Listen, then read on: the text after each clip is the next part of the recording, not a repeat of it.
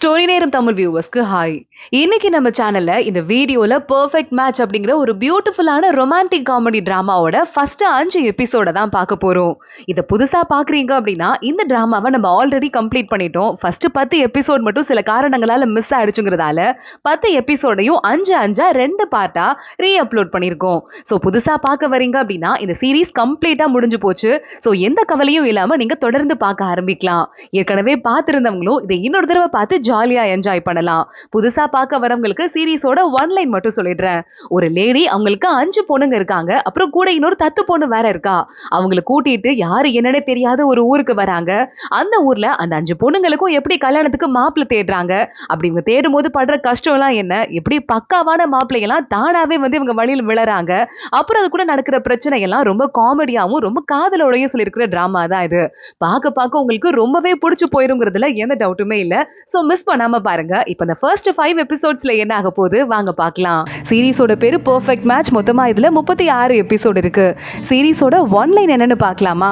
5 பொண்ணுங்க இருக்கிற ஒரு அம்மா 5 பொண்ணுங்களுக்கும் நல்ல இடத்துல கல்யாணம் பண்ணி கொடுக்கணும் அப்படிங்கிறதுக்காக சிட்டிக்கு வந்து அங்க படுற கஷ்டம், அந்த பொண்ணுங்க எப்படி அவங்களுக்கான பெர்ஃபெக்ட் மேட்சை பாக்குறாங்க, அவங்க கூட எப்படி லவ் பண்ணி இந்த கஷ்டத்தெல்லாம் தாண்டி செட்டில் ஆகுறாங்க அப்படிங்கிறதெல்லாம் ரொம்ப பியூட்டிஃபுல்லா காமெடியா அதே சமயம் ரொமான்டிக்கா சொல்லியிருக்கிற டிராமா தான் இது. இதோட ஃபர்ஸ்ட் எபிசோட நீங்க கம்ப்ளீட் பண்ணும்போதே கண்டிப்பா இந்த சீரிஸ் எப்படி இருக்குன்னு உங்களுக்கு ரொம்பவே பிடிச்சிரும். ஸோ மிஸ் பண்ணாம எண்ட் வரைய பாருங்க. அதே மாதிரி அடுத்தடுத்த எபிசோட் வந்துட்டே இருக்குங்கிறதால நம்ம சேனலை மறக்காம சப்ஸ்கிரைப் பண்ணி அந்த பெல் ஐக்கானையும் கிளிக் பண்ணிக்கோங்க. இப்போ டைரக்டா ஃபர்ஸ்ட் எபிசோட்குள்ள போலாம். நம்ம ஒரு பிஸியான கேபிட்டல் சிட்டிக்குள்ள மார்க்கெட் ரொம்ப பிஸியா போயிட்டு இருக்கு. அந்த நேரம் பார்த்து அங்க ஒரு மாட்டு வண்டி வருது. அந்த வண்டி வழியா ஒரு பொண்ணு எட்டி பாக்குறா. இவ தான் நம்ம கதையோட ஹீரோயின். இவ பேரு கங்னி. கங்னி எட்டி பார்த்துட்டே வரும்போது சிட்டி ரொம்ப பிஸியா இருக்குமா, செம்மையா இருக்குமா அப்படின்னு சொல்லிக்கிட்டு இருக்க ஒரு பெரிய ஹோட்டல் ஒன்று இருக்கு. அந்த ஹோட்டல் தான் இருக்கிறதுலே ரொம்ப பிஸியா போயிட்டு இருக்கு. இந்த ஹோட்டலை தாண்டி பெரிய பேர் இங்க யாருக்குமே இல்லைன்னு ஆளாளுக்கு உள்ள போறாங்க. அங்க உள்ள கங்னியோட சேர்த்து கங்னியோட அம்மா, அதே மாதிரி கங்னிக்கு ஒரு அக்கா இருக்கா. அவ தான் ஃபர்ஸ்ட் பொண்ணு பேரு ஷூஹுவா. அதே மாதிரி இன்னும் 2 பொண்ணுங்க உட்காந்துட்டு இருக்காங்க. இதுல 2வது பொண்ணுக்கு ஆல்ரெடி மேரேஜ் ஆயிடுச்சான். அவளோட வீட்டுக்கு தான் மத்த எல்லாரும் சேர்ந்து போயிட்டு இருக்காங்க. 5வது பொண்ணு இருக்கால, அவ பேரு லீஷா. குடும்பத்துக்கே ஓட்டுமொத்த செல்லும். நம்ம ஹை கிளாஸ் லேடிஸ் ஞாபகம் இருக்குல்ல, சீக்கிரமா எந்திரிச்சு பல்லு விளக்குங்க, இறங்கும் போது பெர்ஃபெக்ட்டா போய் சேரணும் அப்படின்னு அங்கே வண்டிக்குள்ள உட்காந்து பல்லு விளக்கிட்டு தலை வாரிட்டு மேக்கப் பண்றது அப்படின்னு எல்லா வேலையும் பார்த்துட்டு இருக்காங்க. கங்னிக்கு அப்ப கூட வெளியவே கண்ணு இருக்கு. ஹோட்டல்லாம் எவ்வளவு பெருசா இருக்கு, எனக்கு ரொம்ப பிடிச்சிருக்கு அப்படின்னு. லீஷா வேகமா பாஞ்சு போறா. அப்படியாக்கா, நானும் பாக்குறேன் அப்படின்னு போயிட்டு இருக்கா. ஹை கிளாஸ் லேடிஸ்ங்கிறத ஞாபகம் வச்சுக்கோங்கம்மா அப்படின்னு அவங்க அம்மா மறுபடியும் திட்ட ஆரம்பிக்கிறாங்க. போற வழியில என்னென்னலாம் ஹோட்டல் இருக்கு அப்படிங்கறத 4வது ஒரு பொண்ணு இருக்கா. அவ பேர் ஹோடி பார்த்துட்டே போயிட்டு இருக்கா. ரூட் எல்லாம் ஞாபகம் வச்சுக்கிறதுல சரியான கில்லியா இவ. அம்மா, நீங்க ஏமா மாட்டு வண்டி புக் பண்ணி வரீங்க, அழகா ஒரு குதிரை வண்டியோ இல்லைன்னா ஒரு பல்லக்கு புக் பண்ணி வந்திருக்கலாம்னு கேட்க, எவ்வளவு காசு கேட்கறாங்க, ஏன்டி இப்படி பண்ணிக்கிட்டு இருக்க அப்படின்னு அவங்க அம்மா திட்ட ஆரம்பிக்கிறாங்க. இங்க இன்னொரு பக்கம் நம்ம ஹீரோவோட இன்ட்ரோடக்ஷன். ஹீரோவோட பேரு சாய் இவனோட ஹோட்டலுக்குள்ள போறான். பெரிய பெரிய ஹோட்டலா ஊர் ஃபுல்லா இருக்குல்ல, அந்த ஹோட்டல் எல்லாத்துக்கும் ஓனர் இவன் தான். சாய்க்கு சொந்தக்கார பையன் ஒருத்தர் இருக்கான். அவன் பேரு ஹன். அவன் முகத்துல துணியெல்லாம் போட்டு உட்காந்துட்டு இருக்க. சாய் அவன் கூட சாப்பிட்றதுக்காக ஹேண்ட் வாஷ்லாம் பண்ணிட்டு இருக்கான். சாய் அந்த சிட்டிலேயே பெரிய பணக்கார பையனா. அந்த சுருக்கா போட்டு காசெல்லாம் வச்சுட்டு இருப்பாங்கல்ல, அந்த மாதிரி 10,000 சுருக்குக்கும் மேல இவன் கிட்ட இருக்கான். அதுவும் இல்லாம இந்த ஹோட்டலை வாங்கியிருக்கான் அப்படின்னா சாதாரணமா வாங்க முடியாது. 3 வருஷத்துல நஷ்டமா போன ஹோட்டல் இது. ஆனா இந்த ஹோட்டலை ஒரு பெரிய பவர் சொல்லி தான் வாங்கியிருக்கான். பேலஸ்ல அவனுக்கு அவ்வளோ இன்ஃப்ளூயன்ஸ் இருக்கு அப்படின்னு சொல்லிட்டு சாயை பத்தி பேச ஆரம்பிக்கிறாங்க. சாய் ரொம்ப அப்படியே பெருமையா நெஞ்சு நிமித்திட்டே நடந்து அங்க போயிட்டு ஒருத்த முகத்துல மாஸ்க் போட்டு உட்காந்துட்டு இருக்கான்ல, அவன் தான் தம்பி. அவன் முகத்தை ஓபன் பண்ணி விட, எதுக்கடா முகத்துல மாஸ்க் போட்டு உட்காந்துட்டு இருக்க, ஏன்டா மூஞ்ச மறைக்கிறேன்னு கேட்க, குடிச்சிட்டு கீழே விழுந்துட்டேனா அப்படின்னு போய் சொல்லி சமாளிக்கிறான். சாய் அங்க இருக்கிற எல்லாரையும் வெளியே போக சொல்லிடுறான். விசிறியை எடுக்க போறியா இல்லையா அப்படின்னு கேட்க, அவன் விசிறி எடுத்துட்டு பாக்குறான். நல்லா கண்ணெல்லாம் கண்ணி போயிருக்கு. உன் பொண்டாட்டி மறுபடியும் அடிச்சிட்டாளா, நான் சும்மா விட மாட்டேன்னு சொல்ல, ஆனா வேண்டானா அவளை கேட்காதீங்க, அவளை போய் கேட்டீங்கன்னா உங்களே கொண்டு போட்டுருவான்னு திட்டிக்கிட்டே நம்ம ஹன்னு பின்னாடியே போயிட்டு இருக்கான். இங்க நம்ம கங்னியோட ஒட்டுமொத்த ஃபேமிலியும் அந்த 2வது பொண்ணு வீட்டுக்கு வந்து இறங்கிடுறாங்க. இவ பேரு ஃபூஹி. அங்க வந்து ஃபூஹியோட குடும்பம் எங்களை பாக்குறதுக்கு உள்ள விடுங்க அப்படின்னு சொல்ல, அந்த வீட்டுக்கு மேனேஜர் இருப்பாங்கல்ல, யாரும் வீட்டுல இல்ல, அத்தனை பேரும் வெளியே போயிருக்காங்க, அப்புறம் வாங்க அப்படின்னு கொஞ்சம் நக்கலாவே பேசி அனுப்பிடுறாங்க. ரொம்ப நக்கலா பேச ஆரம்பிக்க, ஏமா அப்படின்னு சொல்லிட்டு நம்ம கங்னியோட அம்மா ஓங்கி ஒரு அறை விட்டுடுறாங்க. இவ்வளவு தூரம் லெட்டர் போட்டு வந்திருக்கோம், டிராவல் பண்ணி வந்திருக்கோம், நேத்து வெளியே போல இன்னைக்கு வெளியே போல, கரெக்டா வந்துட்டு இப்போ நாங்க வர டைம்னு பார்த்து வெளியே போயிருவாங்களா, இதெல்லாம் நான் வந்து ஒரு கப்பு காஃபி கூட இனிமே இங்க குடிக்க மாட்டேன், பிச்சை எடுத்து எங்கேயாவது செத்தாலும் நானும் என் குடும்பமும் சாவமே தவிர இந்த வீட்டுக்கு வர மாட்டோம், எனக்கு 2வது பொண்ணு ஃபூஹின்னு ஒருத்தி இல்லவே இல்லைன்னு வச்சுக்கோங்க அப்படின்னு சொல்லிட்டு அவங்க அம்மா கத்திட்டு அங்கிருந்து மறுபடியும் பொண்ணுங்களெல்லாம் கூட்டிட்டு கிளம்பிடுறாங்க. எல்லாரும் கிளம்புனதும் இந்த ஃபூஹி வெளியே வரா. அப்படியே அழுகிற மாதிரி நின்று பார்த்துட்டு இருக்கா. அவளுக்கும் ஒரு மாதிரி சோகமா தான் இருக்கு. அவங்க அம்மா உள்ள போயிட்டு 200 சுருக்கு காசு கொடுத்தேன் அப்படின்னு சொல்ல அம்மா 200 அப்படின்னு அங்க இருக்கிற அத்தனை பேரும் ஷாக் ஆகிட்டு இருக்காங்க. அவங்க அம்மா சும்மா இருங்கடி, டவுரி எல்லாம் போடாம அப்புறம் கல்யாணம் பண்ண முடியுமா? நல்ல வீடா குடும்பமா இருக்கே, உங்களுக்கும் ஒரு செட்டில் பண்ணலான்னு கல்யாணம் பண்ணா என்ன திரும்பி கூட பார்க்க மாட்டேங்கிறான்னு புலம்பிட்டே போக அந்த வண்டியை ஆப்போசிட்ல கிராஸ் பண்ணி நம்ம சாய் போயிட்டு இருக்கான். சாய் நேரா நம்ம ஹன்னோட வீட்டுக்கு வந்துட்டு அவன் பொண்டாட்டிய பார்த்தே தீருவேன் உட்காந்துட்டு இருக்கான். ஹன்னோட ஒய்ஃப் வேற யாரும் இல்ல, நம்ம கங்னியோட 2வது அக்கா அந்த ஃபோகி இருக்கால, அவளோட ஹஸ்பண்ட் தான் அந்த ஹன்னு. இன்னைக்கு நான் என்ன பண்றேன் பாரு அப்படின்னு சொல்லிட்டு நம்ம சாய் அவளை திட்டுறதுக்காக வெயிட் பண்ணிட்டு இருக்க. இங்க இன்னொரு பக்கம் வேலைக்கார பொண்ணுங்கலாம் போயிட்டு நம்ம கங்னியோட அம்மாக்கு சூப்லாம் கொடுத்துட்டு இருக்காங்க. இது குடிங்க மேடம் அப்படின்னு. அங்க நம்ம 5வது பொண்ணு லீஷா இருக்கால, அவளும் வந்துட்டு அம்மா சூப்பு குடிமா, உடம்பு நல்லா பாத்துக்கோமான்னு சொல்ல ஃபர்ஸ்ட் பொண்ணு இருக்கால, அவ பேரு ஷூகுவா. அவளுக்கு ஏற்கனவே கல்யாணம் ஆயிட்டு ரொம்ப சின்ன வயசுல கல்யாணம் பண்ணிட்டு அந்த ஹஸ்பண்ட் உடனே இறந்து போயிட்டான் போல. சோ விடோவா அவ இருக்கா, அதனால அவளுக்கும் அடுத்து கல்யாணம் பண்றதுக்காக தான் அவங்க அம்மா அங்கே கூட்டு வந்துட்டு இருக்காங்க. ஷூகுவா சொல்லிக்கிட்டு இருக்கா, அம்மாக்கு வந்துட்டு இப்ப சாப்பிடுற மாதிரி தோணல, அதனால நல்லா கஞ்சியா வச்சு குடிங்க, கொஞ்ச நேரத்துக்கு அப்புறம் குடிப்பாங்க அப்படின்னு காசு கொடுத்து எதை எந்தெந்த கடையில வாங்கணும் அப்படின்னு சொல்லிக்கிட்டு இருக்க. 4வது பொண்ணு ஹோடி இருக்காளே, அந்த கடைக்கு எப்படி போகணும் அப்படின்னு இந்த தெருவில் போயிட்டு ஒரு 100 அடி நடங்க, அப்புறம் லெஃப்ட்ல திரும்புங்க, 10 அடி நடங்க, அங்கதான் அந்த கடை இருக்கு அப்படின்னு எப்படி எக்ஸாக்டா மேப் மாதிரி சொல்றா. அந்த அளவுக்கு கில்லாடி. உடனே அங்க இருந்து ஆளாளுக்கு கிளம்பி போயிடுறாங்க. எங்க கங்னிய காணா அப்படின்னு ஷூகுவா தேட ஆரம்பிக்கிறா. இங்க இன்னொரு பக்கம் நம்ம ஃபூகி இருக்காளே, என் புருஷன் வந்துட்டாரான்னு கேட்க, வந்து குடிச்சிட்டு ஒரு வேலைக்கார பொண்ணுங்களோட கூத்தடிக்கிறாரு அப்படின்னு சொல்ல உடனே ஃபூகி கையில ஒரு வால் எடுத்துட்டு நேரா ரூம்குள்ள ஓடிக்கிட்டு இருக்கா. இன்னைக்கு நான் சும்மா விட மாட்டேன் அப்படின்னு. வேலைக்கார பொண்ணுங்க ட்ரெஸ் எல்லாம் கூட இருக்கு, இதெல்லாம் போட்டு வச்சுது, ஆனா நம்ம சாய் தான் அப்படின்னு தெரியல. நேரா ஆப்போசிட்ல சாய் உட்கார்ந்துட்டு இருக்கான். ஏமா உனக்கு என்ன அப்படி ஒரு பொறாம இருக்கு? இங்க பாரு, அசிங்கமா இருக்கிற பொண்ணுங்க தான் பொறாமப்படுவாங்க அப்படின்னு சொல்லிட்டு நான் கேள்விப்பட்டிருக்கேன். நீ மட்டும் இல்ல, உன் குடும்பத்துல இருக்கிற அத்தனை பொண்ணுங்களும் அழகுக்கு ரொம்பவே ஃபேமஸ். அந்த மாதிரி ஒரு குடும்பத்துல இருந்து வந்துட்டு உன் புருஷன் அடுத்த பொண்ணுங்க கிட்ட பேசினாலும் பொறாமப்பட்டுட்டே இருப்பியா? இது உன் குடும்பத்துக்கே ரொம்ப அசிங்கமா போயிடும். அப்புறம் தங்கச்சிங்களெல்லாம் யாரும் திரும்பி கூட பார்க்க மாட்டாங்க. புருஷனா வந்துட்டு அப்படி இப்படிதான் இருப்பாங்க. அதுவும் பெரிய குடும்பத்துல 2வது மனைவியெல்லாம் கல்யாணம் பண்ணிக்கிறது ஈஸி தானே அப்படின்னு கேட்டுட்டு இவ்வளவு பொறாமப்படாத, டிவோர்ஸ் பண்ணிட்டு மறுபடியும் வீட்டுக்கு போயிட்டேன்னு வச்சுக்கேன், உன் குடும்பத்துல இருக்க தங்கச்சி யாருக்கும் கல்யாணம் ஆகாது நம்ம சாய் சொல்லிட. ஃபூகி பாக்குறா, அழுதுட்டே அங்கிருந்து வந்துடுறா. பக்கத்துல இந்த ஹன்னு ஒளிஞ்சிருந்துட்டு அண்ணா ரொம்ப தேங்க்ஸ் நான் ஹெல்ப் பண்ணதுக்குன்னு சொல்ல அவன் அப்படி பயங்கரமா சாய் முறைக்க ஆரம்பிக்கிறான். அந்த பொண்ணு ஒரு தப்பு பண்ணா நீ 9 தப்பு பண்ற, ஏன்டா பொம்பளை நலஞ்சிட்டு இருக்க? ஏதோ உங்க அம்மா என்னை கூட்டு வந்து வெளில பேச சொன்னாங்களேங்கிறதுக்காக என் மனசை கஷ்டப்படுத்தி நான் பேசியிருக்கேன். எனக்கே நான் பேசினது கொஞ்சமும் இஷ்டம் இல்ல. இனிமேலாவது உருப்படியாரு, அடுத்த பொண்ணுங்களை பார்க்க போகாத, இந்த பொண்ணுக்கு என்ன குறைச்சு அப்படின்னு கேட்டுட்டு ஓங்கி அவனுக்கு ஒரு உத விட்டுட்டு அங்கிருந்து சாய் கிளம்பி போயிடுறான். ஃபூகி வெளியே போறா. வேலைக்கார பொண்ணு யாரையும் ஃபாலோ பண்ண வேணாம் அப்படின்னு சொல்லிட்டு நேரா கீழே உட்காந்து ஒரு கல்லு ஒண்ணு இருக்கு, அதை எடுத்து வாயில போட்டு கடிக்க ஆரம்பிக்கிறா. கரெக்டா அக்கா அப்படின்னு ஒரு குரல் கேக்குது. ஃபூகி திரும்பி பார்த்தா கங்னி நின்னுகிட்டு இருக்கா. நீயா அப்படின்னு ஃபூகியோட வாயில கல்லெல்லாம் கடிச்சு ரத்தமே வர ஆரம்பிக்குது. ஃபூகியும் வேலைக்கார பொண்ணையும் நம்ம கங்னி அம்மா கிட்ட கூட்டு போயிடுறா. ஃபூகி போயிட்டு மண்டி போட்டு சாரிமா அப்படின்னு சொல்ல, உன் தங்கச்சிங்க முன்னாடியே நீ எதனால இப்படி பண்ண அதை சொல்லுன்னு கேட்க, வேலைக்கார பொண்ணு வேகமா பக்கத்துல வந்து அவங்க ரொம்ப கஷ்டப்பட்டுட்டாங்க, நீங்க வேணா இதை பாருங்கன்னு சொல்ல ஒரு குட்டி பாக்ஸ் நிறைய கல்லா இருக்கு, கல்லெல்லாம் அப்படியே கடிச்சு கடிச்சு கரைஞ்சே போயிருக்கு. அந்த மாதிரி இது என்னது அப்படின்னு ஷூகுவா நம்ம ஃபூகியை பார்த்து கேட்க, இந்த குடும்பத்துல நான் வந்து நல்லா தான் என்ன பார்த்துக்கிட்டாங்க, என் மாமியார்லாம் ரொம்ப ஹாப்பியா தான் நான் ஸ்டார்டிங்ல இருந்தேன். ஆனா அப்புறம் தான் என் புருஷனை பத்தி தெரிஞ்சது, ரொம்ப வீக்கான ஒரு ஆளு. சும்மா ஏதாவது ஒரு பொண்ணுங்க வந்து அழகா மியூசிக் வாசிச்சாலே பின்னாடியே அந்த ஆளு ஓடி போயிடுறான். யாராவது 2 வார்த்தை சோக கதை சொன்னா போதும், அப்படியே அவங்க கிட்ட பாக்கெட்ல இருக்க காசெல்லாம் எடுத்து கொடுத்துட்டு கூடவே சேர்ந்து அழுதுட்டு அந்த மாதிரி திரும்பி வந்துட்டு இருக்கான். அப்படிதான் அவன் பண்ணிக்கிட்டு இருக்கான்னு சொல்ல, சரி அதுக்கு கல்ல எதுக்கு கடிச்ச அப்படின்னு அவங்க அம்மா மறுபடியும் கேட்குறாங்க.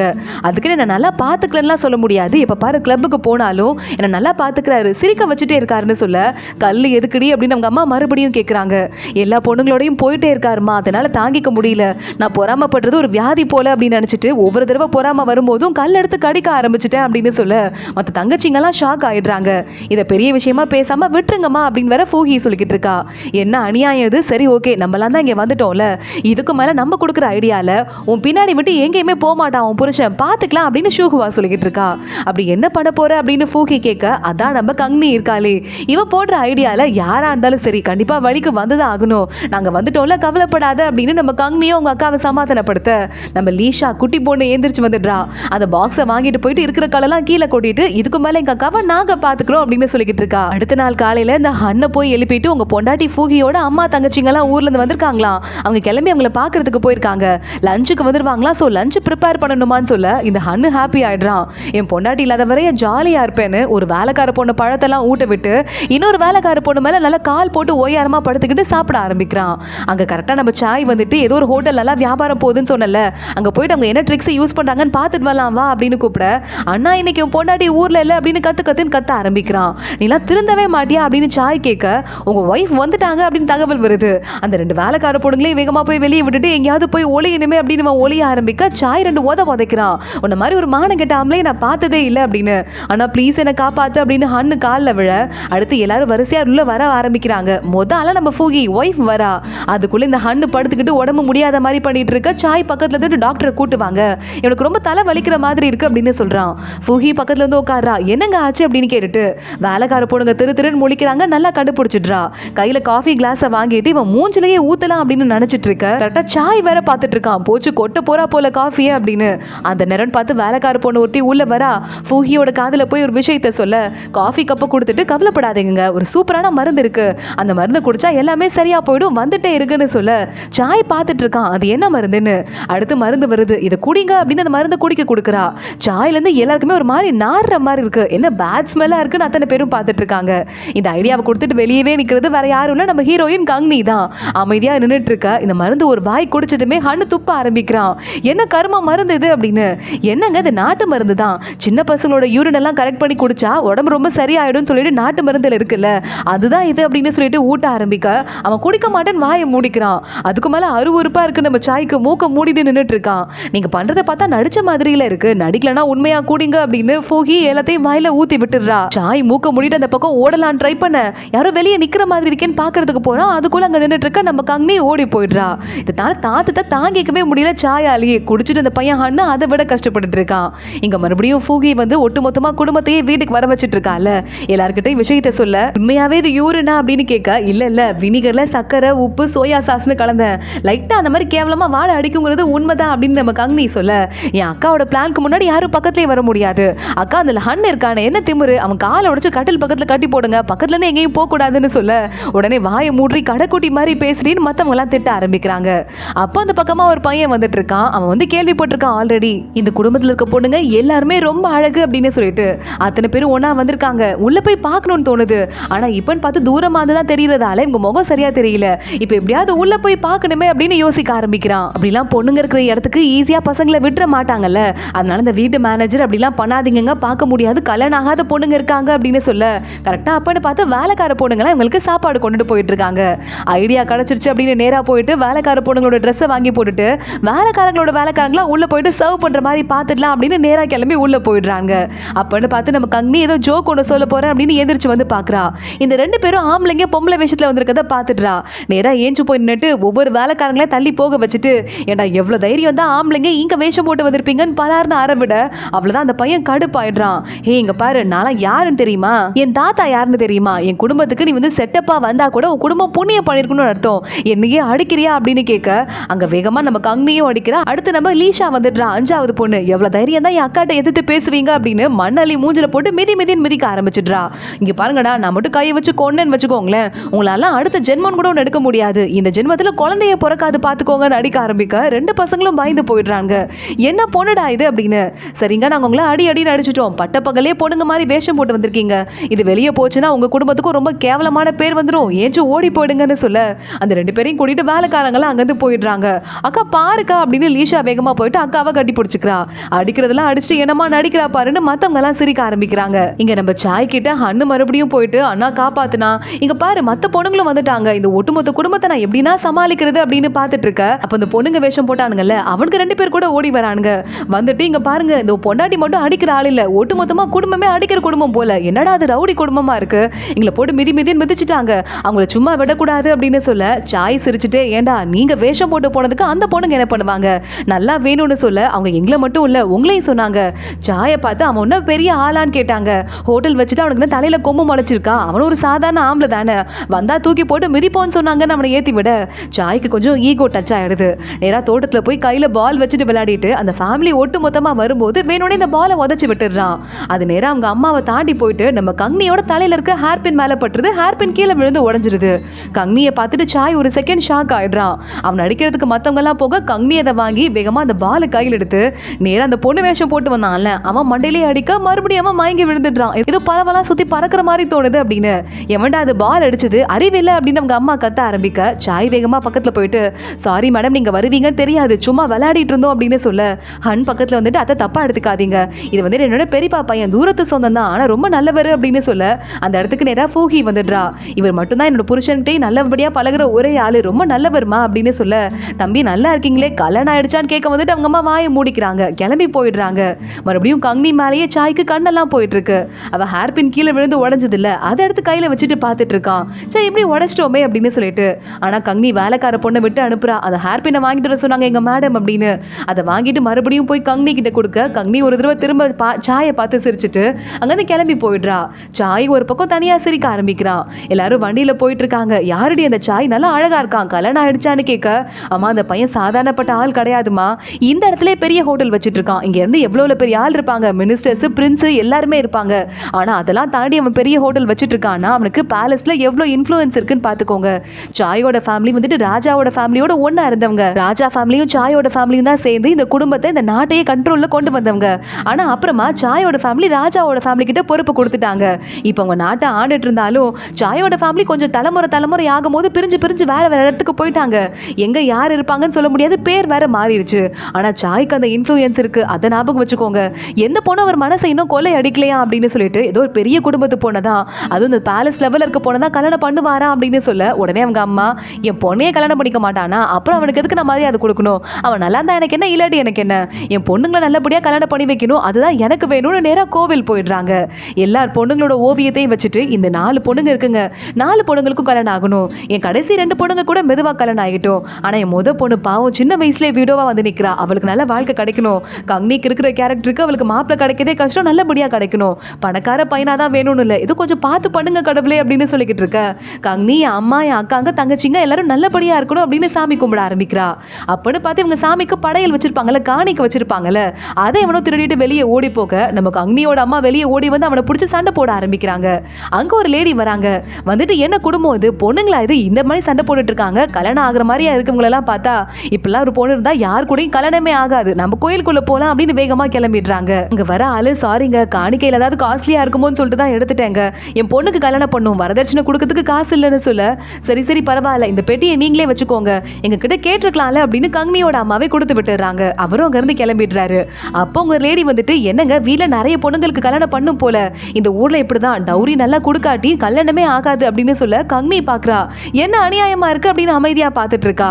ஆமாங்க நீங்க வேற 5 பொண்ணுங்க வச்சிட்டு இருக்கீங்க, இதனால ரொம்ப கஷ்டம், உங்களுக்கு பழமொழி இருக்கு, 5 பொண்ணுங்க இருக்கிற வீட்டுக்கு திருடனே திருட வர மாட்டானா, அந்த அளவுக்கு அவங்க ஏழையா தான் இருப்பாங்கன்னு, நீங்க வந்து நிறைய காசு சேர்த்து வைக்கணும்னு சொல்ல, அப்ப அந்த ஒருத்தன் திருடிட்டு வாங்கிட்டு போனான்ல அவன் வந்துட்டான் திரும்ப, ஏமா ஆரஞ்சு பழம் ஆப்பிள் பழம்னு வச்சிருக்க, இதை தான் நீ காணிக்கையா வச்சியா, நான் கூட ஏதாவது காஸ்ட்லியா இருக்கும்னு நினைச்சேன், உன் பொண்ணுங்களுக்கு கல்யாணம் பண்றதுக்கு நீயே இதை வச்சுக்கோ, எனக்கு வேணாம் அப்படின்னு கொடுத்துட்டு போறான். எவ்வளவு தைரியம் இருக்கும்னு மறுபடியும் குடும்பம் கத்த ஆரம்பிக்குது. அவங்க அம்மாக்கு மயக்கமே வருது. அதோட தான் இந்த எபிசோட் முடியுது. கங்னியோட அம்மா இந்த ஊர்ல இருக்க டவுரி சிஸ்டம் ரொம்ப கொடுமையா இருக்குன்னு அவங்க ஒரு பக்கம் அழ ஆரம்பிக்க, பேசாம இந்த ஊர்ல வாடகை வேற ஓவரா இருக்கு, நம்ம ஊருக்கே போயிடலாமா அப்படின்னு ஹோடி கேட்டுட்டு இருக்கா 4வது பொண்ணு. ஆனா உடனே இல்ல, நம்ம ஏற்கனவே எல்லா சொத்தையும் வித்துட்டு அந்த காசெல்லாம் எடுத்துட்டு பக்கத்து வீட்டுக்காரங்களெல்லாம் பெருமை பேசிட்டு தானே இங்க வந்திருக்கோம், மறுபடியும் எப்படி போறது அப்படின்னு கடைசி பொண்ணு லீஷா கேட்க, அதுவும் இல்லாம லீஷா சும்மாவா விட்டா, நம்ம அங்கிள்கெல்லாம் வர படைச்சிட்டு நமக்கு தண்ணி கொடுக்கல அப்படிங்கிறதால அவங்க கிட்ட பெரிய பிரச்சனை பண்ணிட்டு வந்திருக்கா, அதனால நம்மளும் போக முடியாதுன்னு சொல்ல லீஷாவும் வாயை மூடிக்கிறா, ஒரு வார்னிங்காக தான் அப்படி பண்ண அப்படின்னு ஆளாளுக்கு ஒரு ஐடியா கொடுக்க ஆரம்பிக்கிறாங்க. ஃபூஹி பாக்குறா, பேசாம நீங்க எல்லாம் என்னோட மாமியார் வீட்டோட கெஸ்ட் ஹவுஸ்க்கு வந்துருங்க அப்படின்னு சொல்ல, கங்னி பார்த்துட்டு இல்லது சரிப்பட்டு வராது, அடுத்தவங்க வீட்டுல இருந்தா நம்ம வீட்டுல இருக்க மாதிரி சுதந்திரமா இருக்க முடியாதுக்கா, நம்ம வாடகை வீட்லயே இருந்துக்கலாம் அப்படின்னு ஆளுக்கு ஒரு ஐடியா சொல்லிட்டு ஆளுக்கு ஒரு குச்சி போட்டு எடுத்து பாக்குறாங்க, யார் சொல்றதை கேட்கணும் அப்படின்னு. ஃபர்ஸ்ட் பொண்ணு ஷூஹுவா வரால, அவ தான் வின் பண்றா. நான் ஒரு ஐடியா சொல்லவா, நம்ம எல்லாம் சேர்ந்து ஒரு பிசினஸ் பண்ணலாம் இருக்கிற காசை வச்சு, ஏன்னா இருக்கிற காசெல்லாம் இப்படியே வச்சுட்டு இருந்தோம்னா ஒரு 6 மாசத்துல தீர்ந்து போயிடும், அதுக்குள்ள கல்யாணம் ஆகுங்கிறதுக்கு எந்த ஒரு கட்டாயமும் கிடையாதுன்னு சொல்ல எல்லாரும் ஓகே சொல்லிடுறாங்க. அவங்க அம்மா கிட்ட மறுபடியும் வந்து, அம்மா நம்ம பிசினஸ் ஸ்டார்ட் பண்ணலாமா, கல்யாணம் வீதி கிட்ட தான் இருக்கு, அது வரும்போது பாத்துக்கலாம், நம்ம காசு சேர்த்து அது வரையும் நல்லா இருக்கணும்ல, ஒரு வீடு வாடகைக்கு எடுத்துக்கலாம், பிஸியான இடத்துக்கு போயிடலாம், அந்த மாதிரி இடத்துல நம்ம பிசினஸ் பண்ணோம் அப்படின்னா ஏற்கனவே அங்க இருக்கிற கஸ்டமர்களை நம்ம பிடிக்கிறதுக்கு கொஞ்சம் யூஸ்ஃபுல்லா இருக்கும் அப்படின்னு சொல்ல எல்லாரும் ஓகே கரெக்ட் தான், அதுவும் இல்லாம இந்த இடத்துல பிசினஸ் ஆரம்பிச்சா நல்ல மாப்பிள்ளைங்களா பார்த்து கல்யாணம் பண்ணி வைக்கிறதுக்கும் வசதியா இருக்கும் அப்படின்னு அவங்க அம்மா சொல்லிக்கிட்டு இருக்காங்க. ஆமா என் பொண்ணோட பெயிண்டிங் எல்லாம் இருந்ததுல அது எங்கன்னு கேட்க, வேலைக்கார லேடி கோவில்ல இருந்து எடுத்துட்டு வர மறந்துட்டேன்னு சொல்ல, ஐயோ அதுக்கும் வேற காசு போச்சு, நம்ம அம்மாவுக்கு மறுபடியும் மயக்கம் வருது. இங்க கோவிலுக்கு வர ஒரு பூசாரி அங்க இருந்து எல்லாத்தையும் எடுக்கலான்னு பாக்குறாரு, 3 போர்ட்ரேட் எடுத்துடுறாரு. ஆனா அந்த ஃபர்ஸ்ட் போன ஷூஹுவா இருக்கால அந்த போர்ட்ரேட் போல அது மட்டும் பறந்து காத்தோட காத்தா போயிடுது.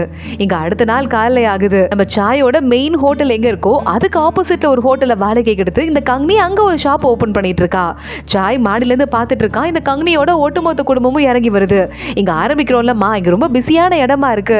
இந்த இடத்துல ஆரம்பிச்சா நமக்கு நிறைய பேர் வரதுக்கு வாய்ப்பு இருக்கு அப்படின்னு கங்னி சொல்லிக்கிட்டு இருக்கா. லேசா திரும்பி பாக்குறா. சாய் ஹாய்னு கை காட்டிட்டு இருக்கான். கண்டுக்காம கங்னி உள்ள போயிடுறா. இங்க நேரா ஹன்னு வந்துடுறான். ஹன்னு வந்து ஜன்னல் எல்லாம் மூடிட்டு, ஆனா என் பொண்டாட்டியோட குடும்பம் இங்க வந்து கடையை ஓபன் பண்ணிருக்கு.